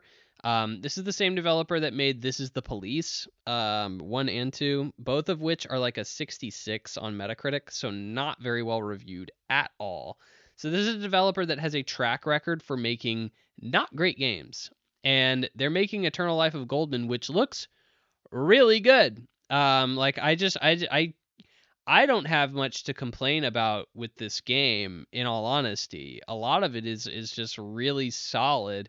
Platforming is pretty solid. It looks amazing. Like it really is like a visual treat. So like I am skeptical just because of the developer, and I don't know. I'm holding my breath on the Eternal Life of Goldman, but I mean, everything I've seen up to this point, it has potential to be something pretty solid. So I mean, I think it's going to review better than a 66, certainly. So we'll see. Next, speaking of a game that probably will be a 66, it's Parasite Mutant. Parasite Mutant. So you probably haven't heard of Parasite Mutant. Denshattack and Eternal Life of Goldman were two more high-profile releases that both got showed off at like major events. But like Parasite Mutant most certainly has not. But it is very successful in terms of it's one of the more downloaded demos on Steam Next Fest because it is a spiritual successor to Parasite Eve. You probably are hearing me say that and say, "What the frick is Parasite Eve?" It is a Resident Evil esque game from the PlayStation 1. It was a cult classic, very loved, and it actually got a couple of games, I think, but it's basically a dead franchise now. It's very niche. I never played them, and yeah, it's Parasite Mutant. Parasite Mutant is essentially a fan game trying to capture the magic, trying to get out another good old Parasite Eve game. And I played a little bit of it, and it's not good. It's not very good. It's clearly like a fan made project. This is it, and it may just change. It may trick you a little bit when you're trying to download it because it's got like a real handmade like anime like cutscene like kind of screenshot deal trying to lure you in.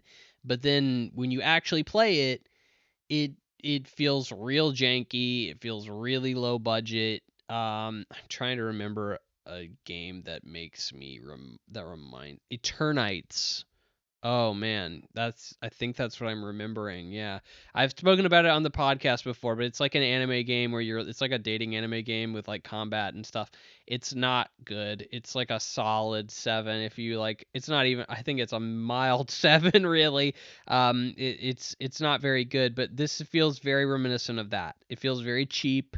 It feels like the only thing that would make this a successful game in any regard that would make anybody really want to pick it up is the fact that it is a Parasite Eve like spiritual successor, and you were just like dying. You're just like, please, for the love of God, give me anything that reminds me of Parasite Eve, and this is the closest thing you can get.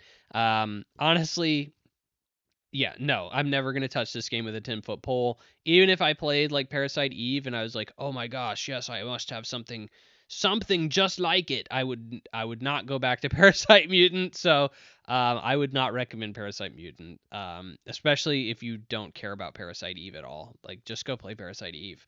Next was Vampire Crawlers. Vampire Crawlers. This is from the developers of oh my gosh, why is it escaping me? Vampire Survivor. Oh my gosh, thank you. The genre that everybody has the word survivor after their game because of Vampire Survivors. So from the developers of Vampire Survivors, we have Vampire Crawlers, and it is meant to be a fast-paced dungeon crawler game. It is nothing crazy though. I mean, like I personally am not super into these roguelike deck building games, and that's what this essentially is. It is a roguelike deck building game. It is trying to be a strategy slash quick go run 'em game. A lot of these dungeon crawling games you have to kind of play strategically. You have to use turn based, like building up, like buffs and debuffs and trying to make strategy amongst your moves. Vampire Crawlers is trying to be something that's like basically just mash the A button over and over and over and over and over and over again, and you just can get through battles. And you can certainly do that here. There is also some strategy, like if you play a move this turn, like your next move will be double the damage. But like most of the time, I didn't feel the need to do that, and I just mashed A, and it was still okay. I actually did not die in the demo. I got to the end of a run and death caught me and killed me. But either way, like you get to the end of the run and you go back to your main town and you can put, you can upgrade X, Y, and Z, your damage, your health, this particular hero, whatever the case is, just like you would in Vampire Survivors. And so it's basically just another Vampire Survivors, and guess what I have 1,000,001 of? Vampire Survivors clones. I got 1,000,001 of those mother effers. They are out there in droves, and I just did not see the big difference here in this one versus anything else. And like, maybe if you I only played the game for like 30 minutes, like a run and a half. So like it was not that long. Maybe if you put 8 hours into this demo and you're able to tell me, "Oh no, dude, it goes places. It really takes a turn." Maybe I would believe you. But at the moment, I see it as another deck builder, another roguelike, survivor like, and I have 1,000,001 of those. I don't need another. This does not stand out to me enough to be that interesting, but I'm sure people will play it when it releases and be addicted to it. Next was Replaced. Replaced is a very beautiful pixel game set in a cyberpunk pixel art game set in a cyberpunk future, and it is pretty. It is very pretty. That is its defining characteristic. You're playing as an AI of a man who's died, and you're trying to bring him back to life by controlling his body, taking him around, and yeah, you're doing Batman Arkham combat, but it's all 2D. That's the catch. This game's defining characteristic is obviously how beautiful it is. It is absolutely stunning. And I think trailers made this game look really, really, really good. Combat, now that I've played it, is not that great. It is fine. It is just around. I do not think it is anywhere near as good as like a Batman Arkham or anything like that. Um, but it is around. And then gameplay beyond that is fine. It's just kind of by the numbers, and I think this demo has led a lot of people to be a little bit more down on Replaced than I would have initially thought. I think a lot of people were really looking forward to this game, and even I looked at some trailers for it, and I was like, oh, this looks like it could really pop off. And then I've been hearing people talk about it, and I played it myself, and I'm like, yeah, I mean, this seems fine. It doesn't seem like anything crazy though. And so it's really going to come down to the game in the long term, like how does everything, what exactly are you going to be doing in this game? How exciting is it? How good is the story? Does the combat really ever go anywhere other than just you have a punch button and you have a counter button? Because that's really all it is, at least in the demo. And it's just not very satisfying. It's not very in depth or interesting. So we'll see. Currently, I think Replaced was pretty anticipated. I was really anticipating it. It is Game Pass day one, so maybe I'll still check it out. But overall, not crazy high on my anticipated list right now. It definitely got knocked down a little bit, which is the risk of putting out a demo, right? So it's unfortunate, but it is gone down a little bit. Croak was the next one, another handmade game, 2D platformer. I'm the platforming king, so I have to try out Croak. Of course, it was one of the higher downloaded games on Steam Next Fest, so I was like, yeah, sure, it looks good. I'll check it out. Croak, you're playing as a prince that is also a frog, and you have a very limited subset of moves, but it is a puzzle platformer. And I did not realize it was a Twitch puzzle platformer when I downloaded it. I thought it was just a platformer, and it is a puzzle platformer, more or less. But you are using your moveset as the puzzle, and essentially you have your tongue, and it pulls you into a surface. And when it pulls you into a surface, you then are bounced off of it. So you bounce off of a surface, you go to another surface, and you can bounce off of them pretty much in perpetuity. It's a very defined arc to your bounce. It's a very defined arc to your tongue. So like it is very specific what you can do with your moveset. And that is also true with what you're interacting with in like the world. So it's not like in mini platformers where you can just kind of jump around and like there's some wiggle room to what you can really do.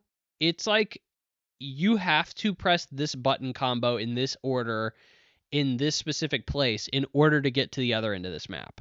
Like there is only one way for you to actually complete this platforming puzzle. And I am not as huge of a fan of those platformers as many others.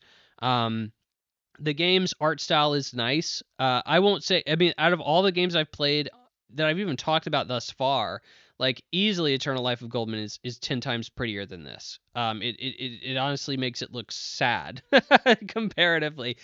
Croak is very fun to look at when it's looking good, but like a lot of its environments or stuff are built in terms of a game. They're not in terms of being pretty. So like it's nowhere near as pretty as something like an Eternal Life of Goldman. But like Croak is for those who are looking for a puzzle platformer or a Twitch puzzle platformer, as I would probably call it. It's a really good one, and it will really test your skills, and it'll really make you think, and it really utilizes its moveset in a really interesting and fun way. But I won't be picking it up because it'll frustrate the frick out of me. I mean, it got to a point where just getting to the end of the levels was like really difficult for me. And like that was very early on in the game. That was the demo. So, like I had to start really thinking about how my moveset worked and like how I needed to utilize it in order to get through some of the stages. So it's just it's a different way of thinking about it. Next was Rollin Rascal. Rollin Rascal is a game I've actually had my eye on for quite some time. It's basically a Sonic adventure. It's a modern Sonic adventure clone, and oh my gosh, it was easily my favorite demo. It was easily my favorite demo. Now, I am very nostalgic for the modern Sonic kind of games. That was my favorite and slash first game I ever played as a kid was Sonic Adventure. So I am very, very, very nostalgic to that kind of gameplay, and Rollin Rascal is the closest I've seen anybody ever come to it. Rollin Rascal is what you would hope Sega would be making with a modern Sonic game, and they just refused to do that. So very fast paced, very colorful, very, very satisfying to move around at high speeds. The moveset itself is interesting, but also simplified, kind of like a Sonic. So like it's I mean like I highly not anticipate. I do highly anticipate it, but I highly encourage you if you are at all interested in like a modern Sonic kind of play style, you got to check out Rollin Rascal. Download the demo, see what you think. I loved it. I loved it. I will absolutely be buying it when it comes out. It is I think some people have tried in the indie scene to try and replicate a modern Sonic, and they've never gotten this close. This is the closest I've ever seen it done. So, highly looking forward to Rollin' Rascal. Next was Dead as Disco. Dead as Disco is one of the higher downloaded Steam Next Fest demos as well. And dang, it was fun as frick. Like, I didn't expect that. It was probably, beyond Rollin' Rascal, my favorite game that I played during Steam Next Fest. It is basically a Batman Arkham game meets Hi-Fi Rush, which I love, obviously, both of those games. It is a rhythm game where you're doing Batman Arkham combat to the beat. But like the thing about like that I really jived with it was like it always felt like I was doing something right, and it kind of steers the player in that way.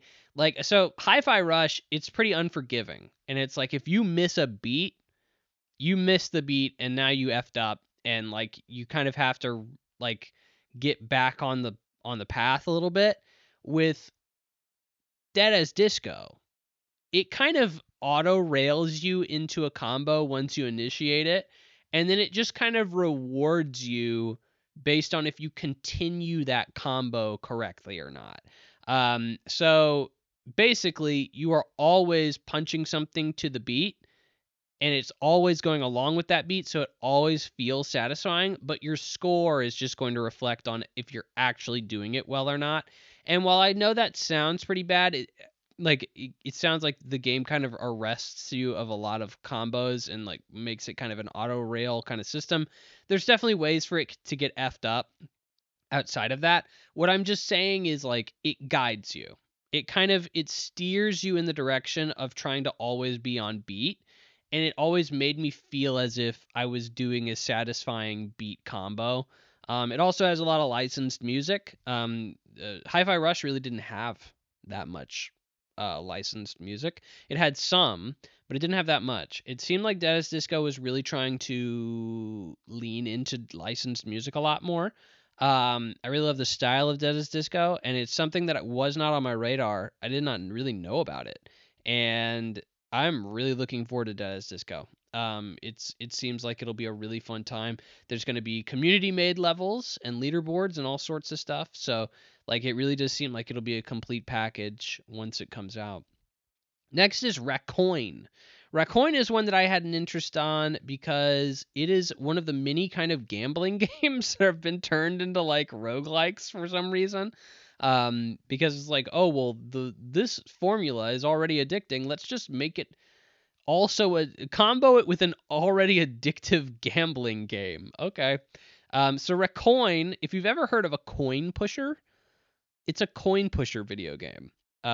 So coin pushers, if you have never seen internet videos of them, are gambling machines. And so you essentially insert quarters into like a thing that's constantly pushing like a platform forward, and eventually whatever like falls off of the front of the platform, you get to keep. And so in a lot of cases, there's like a tower of quarters, like an intentionally stacked circular tower of quarters that will eventually fall forward, and you'll get this huge payout. So that's what you're gambling on. Essentially, you're dumping a bunch of quarters in to get that one big stack, that one big dopamine hit, right? So Raccoin is trying to play on that game, right? It's also something I had a personal interest in because somebody in my fantasy critic league picked this game, and they actually drafted the game.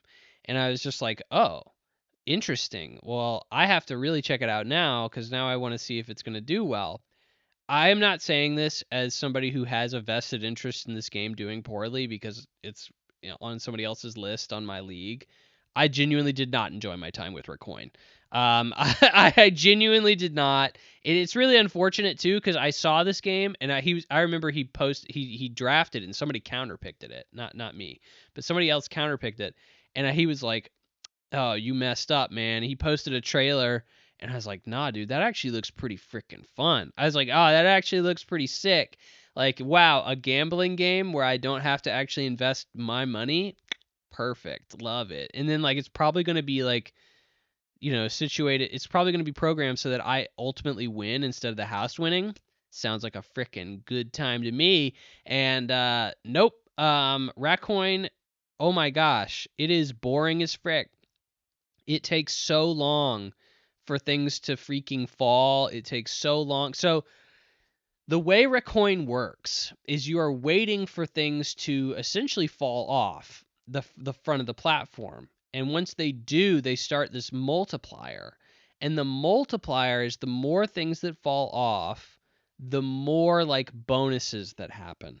And you're essentially just waiting for these bonuses to keep stacking because like that's the only way you're actually going to make any progress. And then like essentially once you get to a high enough count, the round ends.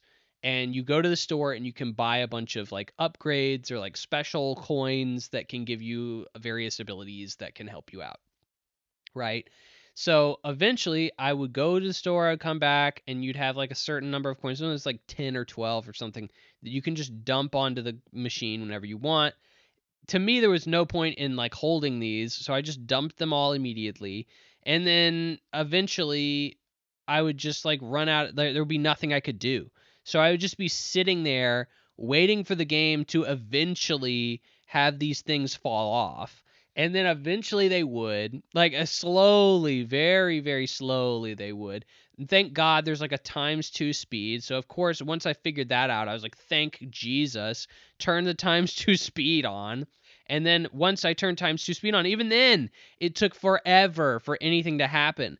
And then it eventually got to a point where it was like, oh, you need to get 1,000,000 points to move on to the next one. I was like, there's no way. I've been slowly scraping my way to the top on this. Like I cannot get that many points. There's no way.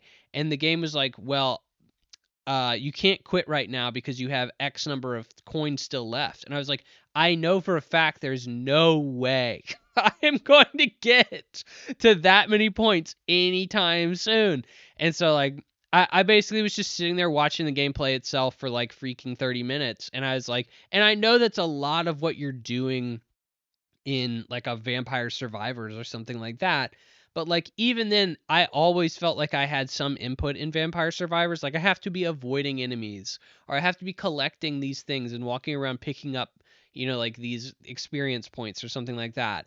In Raccoin, you're doing literally nothing. And I felt like very little that I was doing was actually benefiting me in terms of, moving the game forward or gaining points or something along those lines. And I know that like there's going to be fail states, there's going to be runs that aren't good, and so on and so forth. But it seemed like when a run was bad, if I'm assuming my run was bad, which by the way, my run was like 45 minutes or some nonsense. It was crazy. I was like, I'm not investing another 45 minutes into this.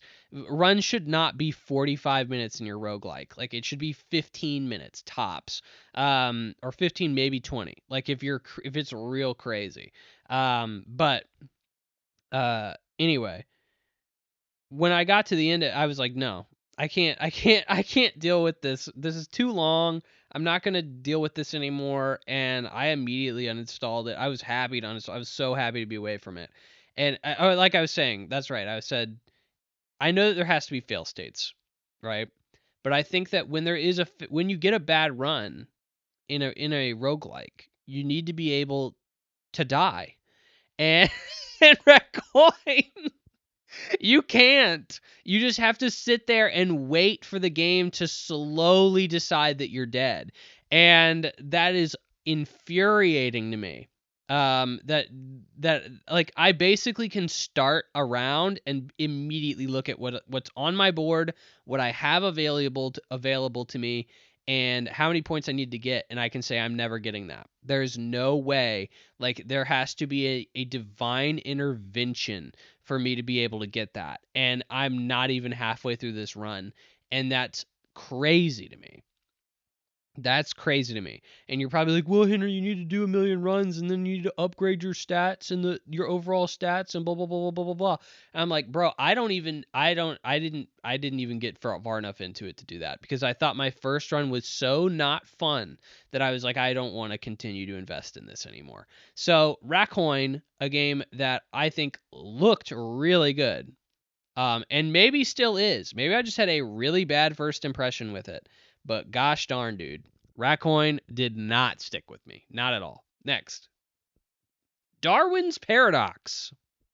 This is the Konami Octopus 2D platformer, 2.5D platformer. They put out a Metal Gear demo at the same time that they announced the Metal Gear Solid 4 collection.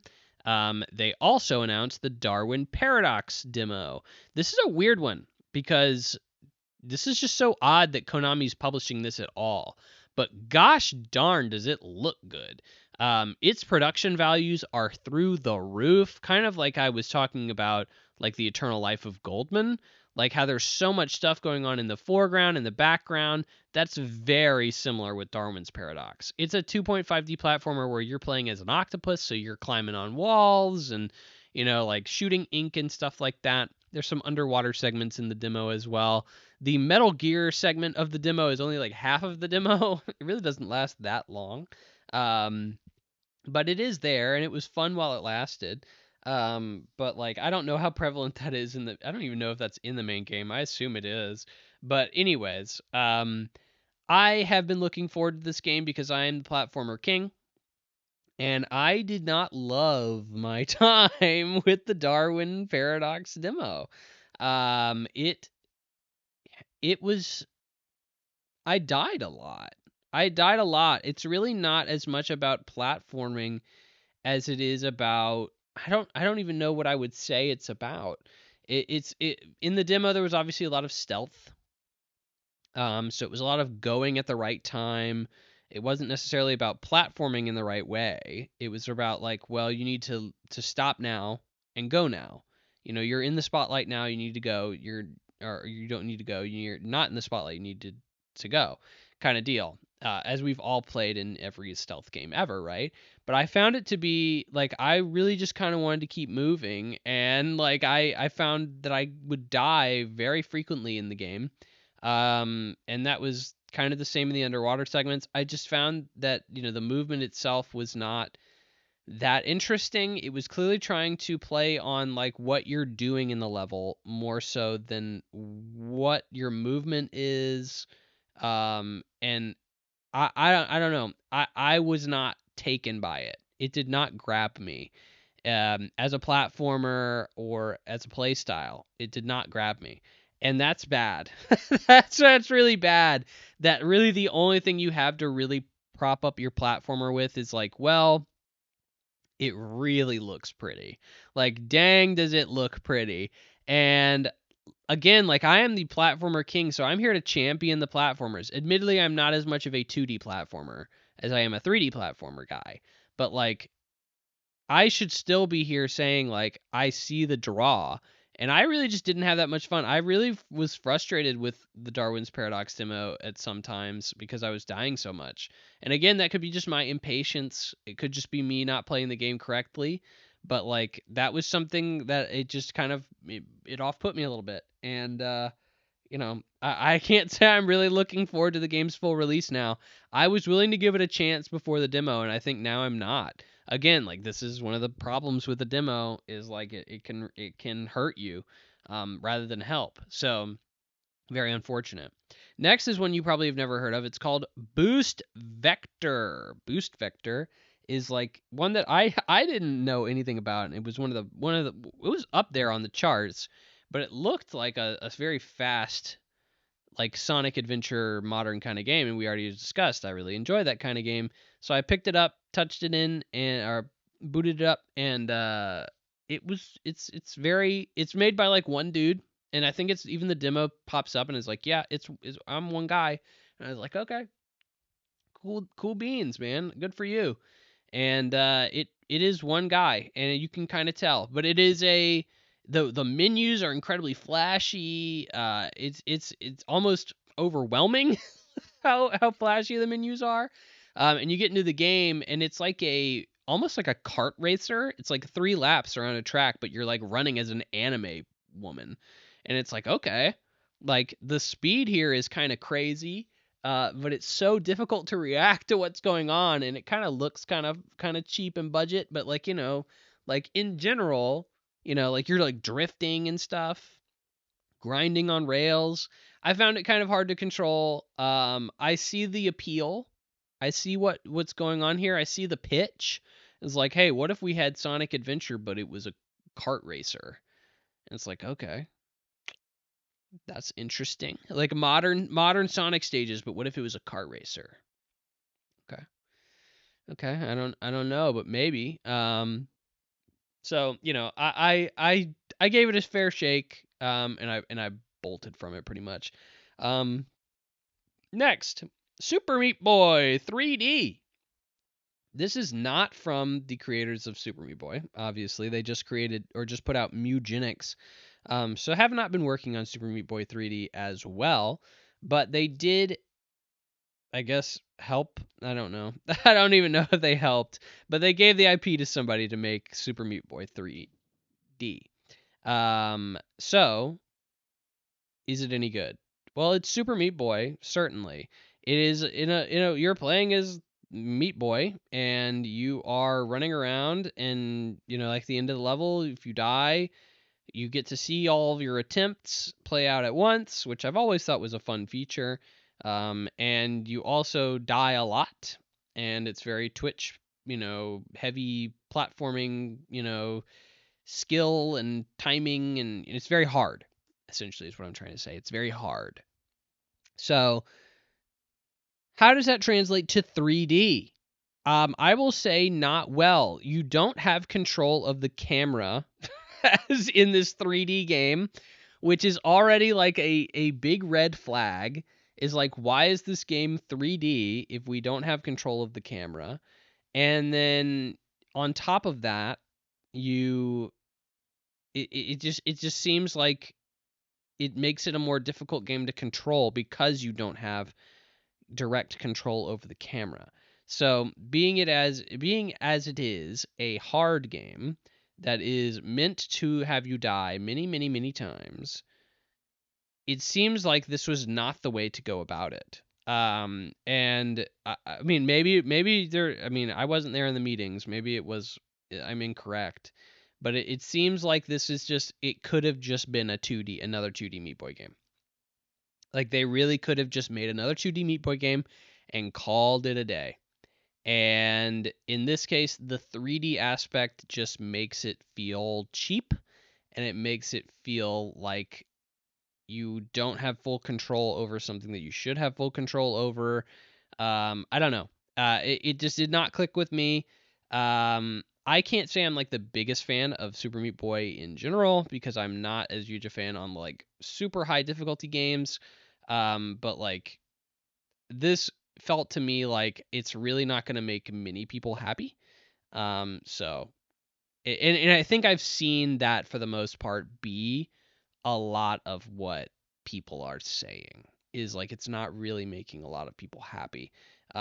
It's kind of middling in response so far from what I'm seeing. Next was Crushed in Time from the developers of There Is No Game. Really enjoyed There Is No Game. It was kind of a puzzle game of sorts, puzzle narrative game, where you play as a game that there is no game. I would highly recommend checking it out. It's a cool game for sure. This is a spin-off title based on one of the like mini series of jokes that's in that game where you play as Sherlock Holmes. It's an adventure game, a puzzle adventure game. And in this one, you're playing as the characters in a game that's in an adventure game. So very meta, and that's kind of what There Is No Game is like. And so I was very intrigued by it. In this case, you are playing as that, but you only have the ability to like move, almost like flick or pull the screen in a way. So like if you wanted to pull like a chair across the screen, you wouldn't pull it. You would like pull it and release, and it would fling itself in the opposite direction, right? So kind of like flicking it in a way. Uh, it's an interesting way of interacting with it. I got stumped on one of the first puzzles and uninstalled it because obviously there's no freaking, walkthroughs on a game that hasn't come out yet. So like I was like, I can't figure this out. So I got stumped on it for like 10, 15 minutes and I was like, yep, I think I'm good. But I think hopefully that, maybe they add a hint system or something when the game comes out, in the future. It's supposed to come out this year, but it's definitely charming. I still have high hopes for it because I think the developer has interesting ideas, and I'm willing to give them a shot. So hard to really comment on it at the moment because I just didn't have to get to spend too much time with it because again I was very stumped. I'm very stupid. So it is what it is, as it is. Marathon. This is not a Steam Next Fest demo, but it was a beta that happened over the weekend. Still going on, I think, till February 6th. So the rest of the week, if you're interested in an open server slam. I played a match of Marathon. It's an extraction shooter. It seems to be that a lot of people are middling on Marathon. I think people. I was going into Marathon thinking it was going to be really good. That trailer that they just released prior kind of made me think that there was a lot going on in Marathon that I didn't prior think there was. Playing Marathon very briefly, it allowed me to realize, oh, yeah, it's an extraction shooter. It's an extraction shooter, but it seems like you're required to go in with a group of people, which is different than I assumed. I assumed it would be very similar to every other extraction shooter I've ever seen, which is you can choose to go in a group of people or you can choose to go in alone. It seems like Marathon requires you to go in with a group of people, which means that you're only going to be encountering groups of people if you find them out in the world, which I would think would lead to more fights rather than more, like interactions that could be either peaceful or violent. Kind of something that Arc Raiders has done very well. So I don't know if that's exclusive. Again, I didn't spend as much time with it as I'm sure a lot of people have. Again, I don't even think I'm the best person to talk about a game like this, because I'm not a first-person shooter guy and I'm not a multiplayer guy. So I don't know much about it. Or I don't feel like I'm an expert to really comment on it. But I can tell you what I'm hearing from a lot of people, and that is people seem to be fine with it. And that just does not seem good. I think you wanted to hear a resounding, like, oh yeah, Marathon's coming, like, watch out. Like, Marathon's coming around the bend, and that's not what we're getting here. I'm hearing a, like, yeah, Marathon's all right. Yeah, it's good. It's fine. It's fine. And like that's a death cry as far as I'm concerned. Why would you jump to marathon when you have an arc raiders already? You know, like, that doesn't make sense. And arc raiders is still really going strong. You know, lots of concurrent players every day. So why would you? Why would you? I don't know. That's a great question. I think marathon hasn't answered it yet. So, really not a great sign for marathon. Maybe I'll give it another shot, but I have been primarily talking about or playing Resident Evil Requiem or Resident Evil. Yeah, I don't know. I'm not good at it. I'm not good at the Resident Evil guy talk. I don't think they have that here because it's not officially like a 9. It is Resident Evil 9, but it's Requiem. So it's not really numbered. So anyway, Resident Evil Requiem is the newest mainline Resident Evil game. And it is an interesting one. It is currently at an 88 on Metacritic, which is very good. It is scored much higher than Resident Evil 8 and higher than Resident Evil 7, which are an 84 and an 86, respectively. And by that I mean Resident Evil 8 is an 84 and Resident Evil 7 is an 86. So, very good reviews, which is great. I kind of had high hopes for this game. Except for the thing that I am still kind of skeptical on, which is the splitting of the game in both an action and a horror element. So I'm about 2/3 of the way through the game at this point, and I am really enjoying it. It's been a great, fun time. It's so interesting to me to see the reception to it, though, in terms of critics, because it it has the exact problem that I would expect it to, right? The problem being is that the game splits the game almost down the middle in terms of horror and action. So there are some, like, you'll go back and forth between playing as Leon and Grace, who are your two main protagonists, Leon being the action side and Grace being the horror side. And so and I was very curious to see how they were going to do this, because what I assumed would be you'd probably play the game in chunks. So probably like maybe 2 or 3 times as Leon or 2 or 3 times as Grace, and you'd flop back and forth. So as soon as you would get one chunk of the story, you would then get the other chunk of the story from Leon. That just seemed like the obvious way to do it for me. Like, that just seemed like how you would probably want to pace the game, and that's not how they really do it. So really the first half of the game is Grace, and the second half of the game is Leon. At least I'm 2/3 of the way through it, and that's how I'm seeing it currently. The first half of the game is mainly Grace, but you have minor moments where you go in and you play as Leon, like very minor, like 10, 15 minutes. Then you go and you play as Grace for like 5 hours or something. Same thing with Grace, or same thing with Leon. You're playing as Leon for, 5 hours, and you'll play as Grace for like 10, 15 minutes. Something like that. Grace's segments are obviously super horror focused. Leon's are super action focused. And I assume I'll be going back to those segments. But like, I assumed critics would be looking at this and they would be saying, I'm frustrated because I really like the horror side of things, and I don't like the action side of things, and therefore half of this game sucks, or like vice versa. Like, if you're trying to please both audiences, which that is worth noting, is Resident Evil has really had this weird divergence. It's really had a crisis of identity in the past. So Resident Evil, ever since 4, has really kind of tried to struggle with the identity of like, well, Resident Evil 4 was the one everybody liked, and it was an action game. And everything else in the series has really been survival horror. So how do we make that balance? And so you have, half of the fan base that's like, well, I really want a scary game. And you have half of the fan base that's like, well, I really want an action game.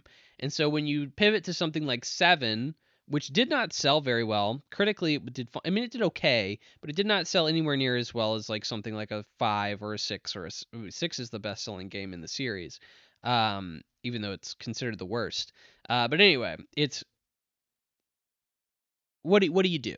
What do you do, right? When you have this divergence within your community, within your games that clearly is very different from each other. A very hardcore horror vibe and a very hardcore action vibe, both of which people like. It's just different subsets of your audience. Their answer to this was just put them both in there. Shove both of them in there at the same time. And what that said to me was like, well, then the people who didn't like this game are probably like who didn't like the action games are going to not like half of this game, and they're going to respond to that. And that's not what happened at all. People have really taken to this approach and they've really accepted it. Which I don't know. Why did they review Resident Evil 8 and 84? I don't know. That game is freaking rad to me. I love Resident Evil 8. And I thought a lot of people did too, but no, the game reviewed pretty lukewarm for the most part. Like it reviewed fine. It just it was considered good, not great. And so like it's just it's weird to see this reception.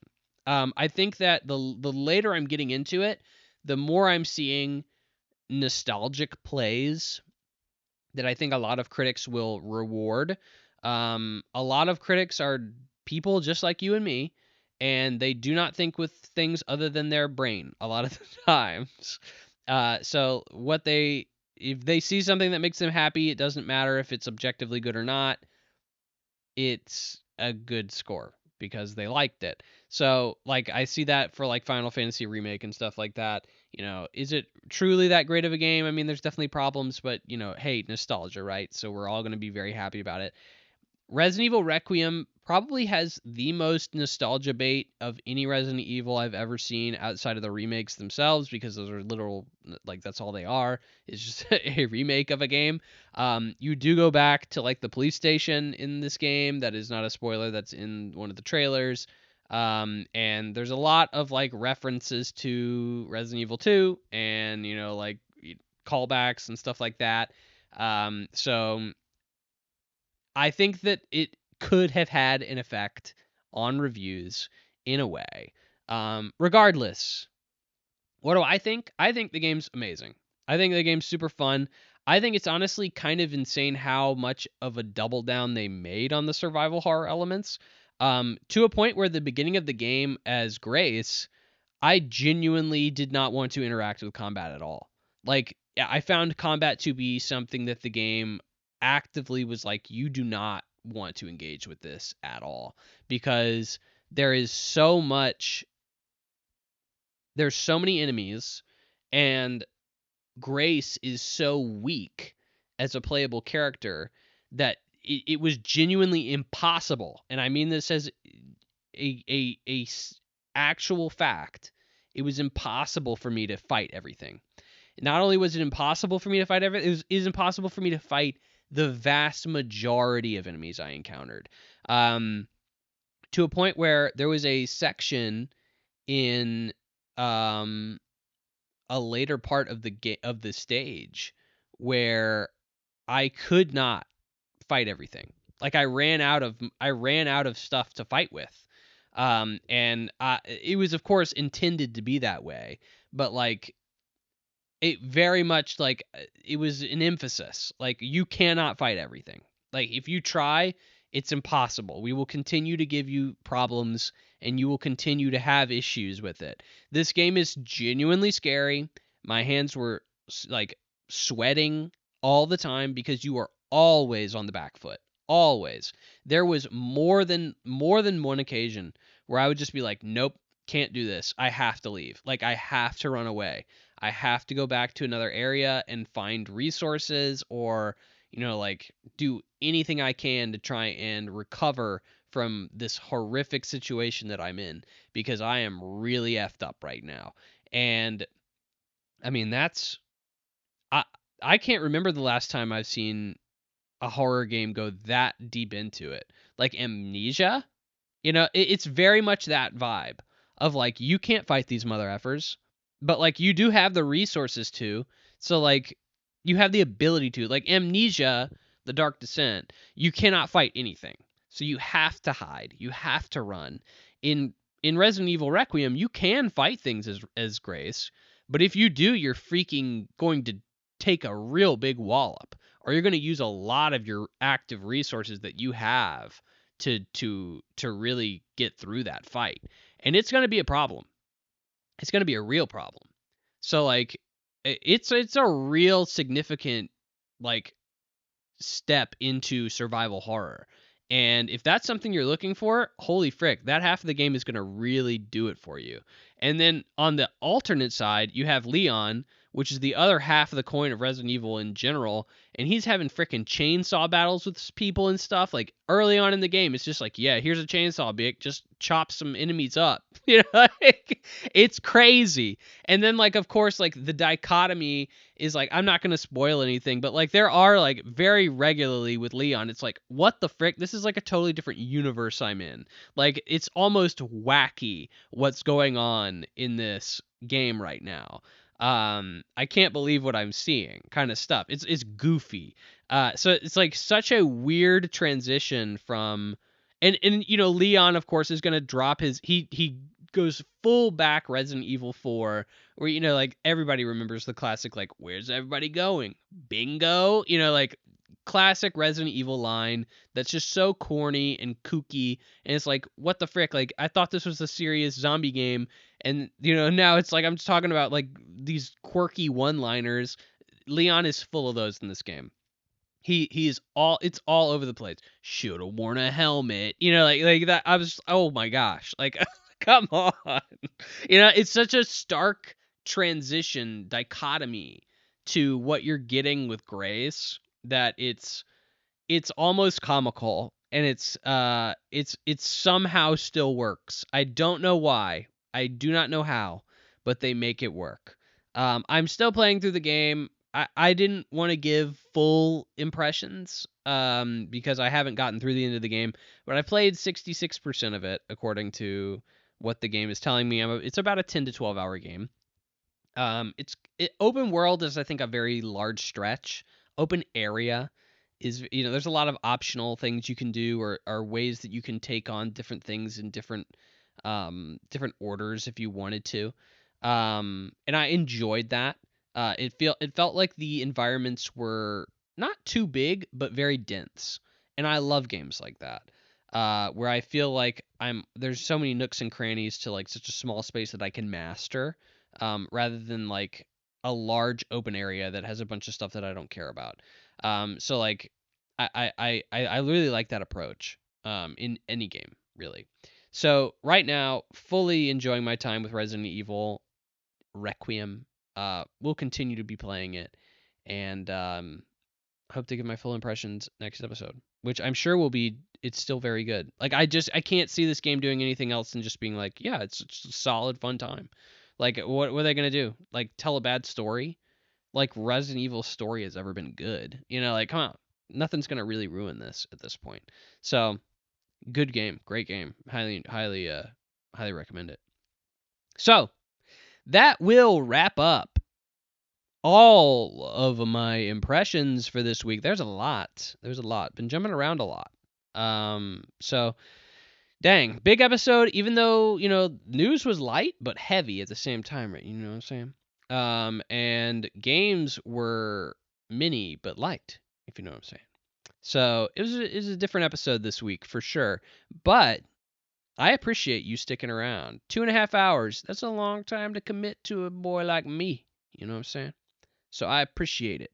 I appreciate you listening. I appreciate you being here as always. As always.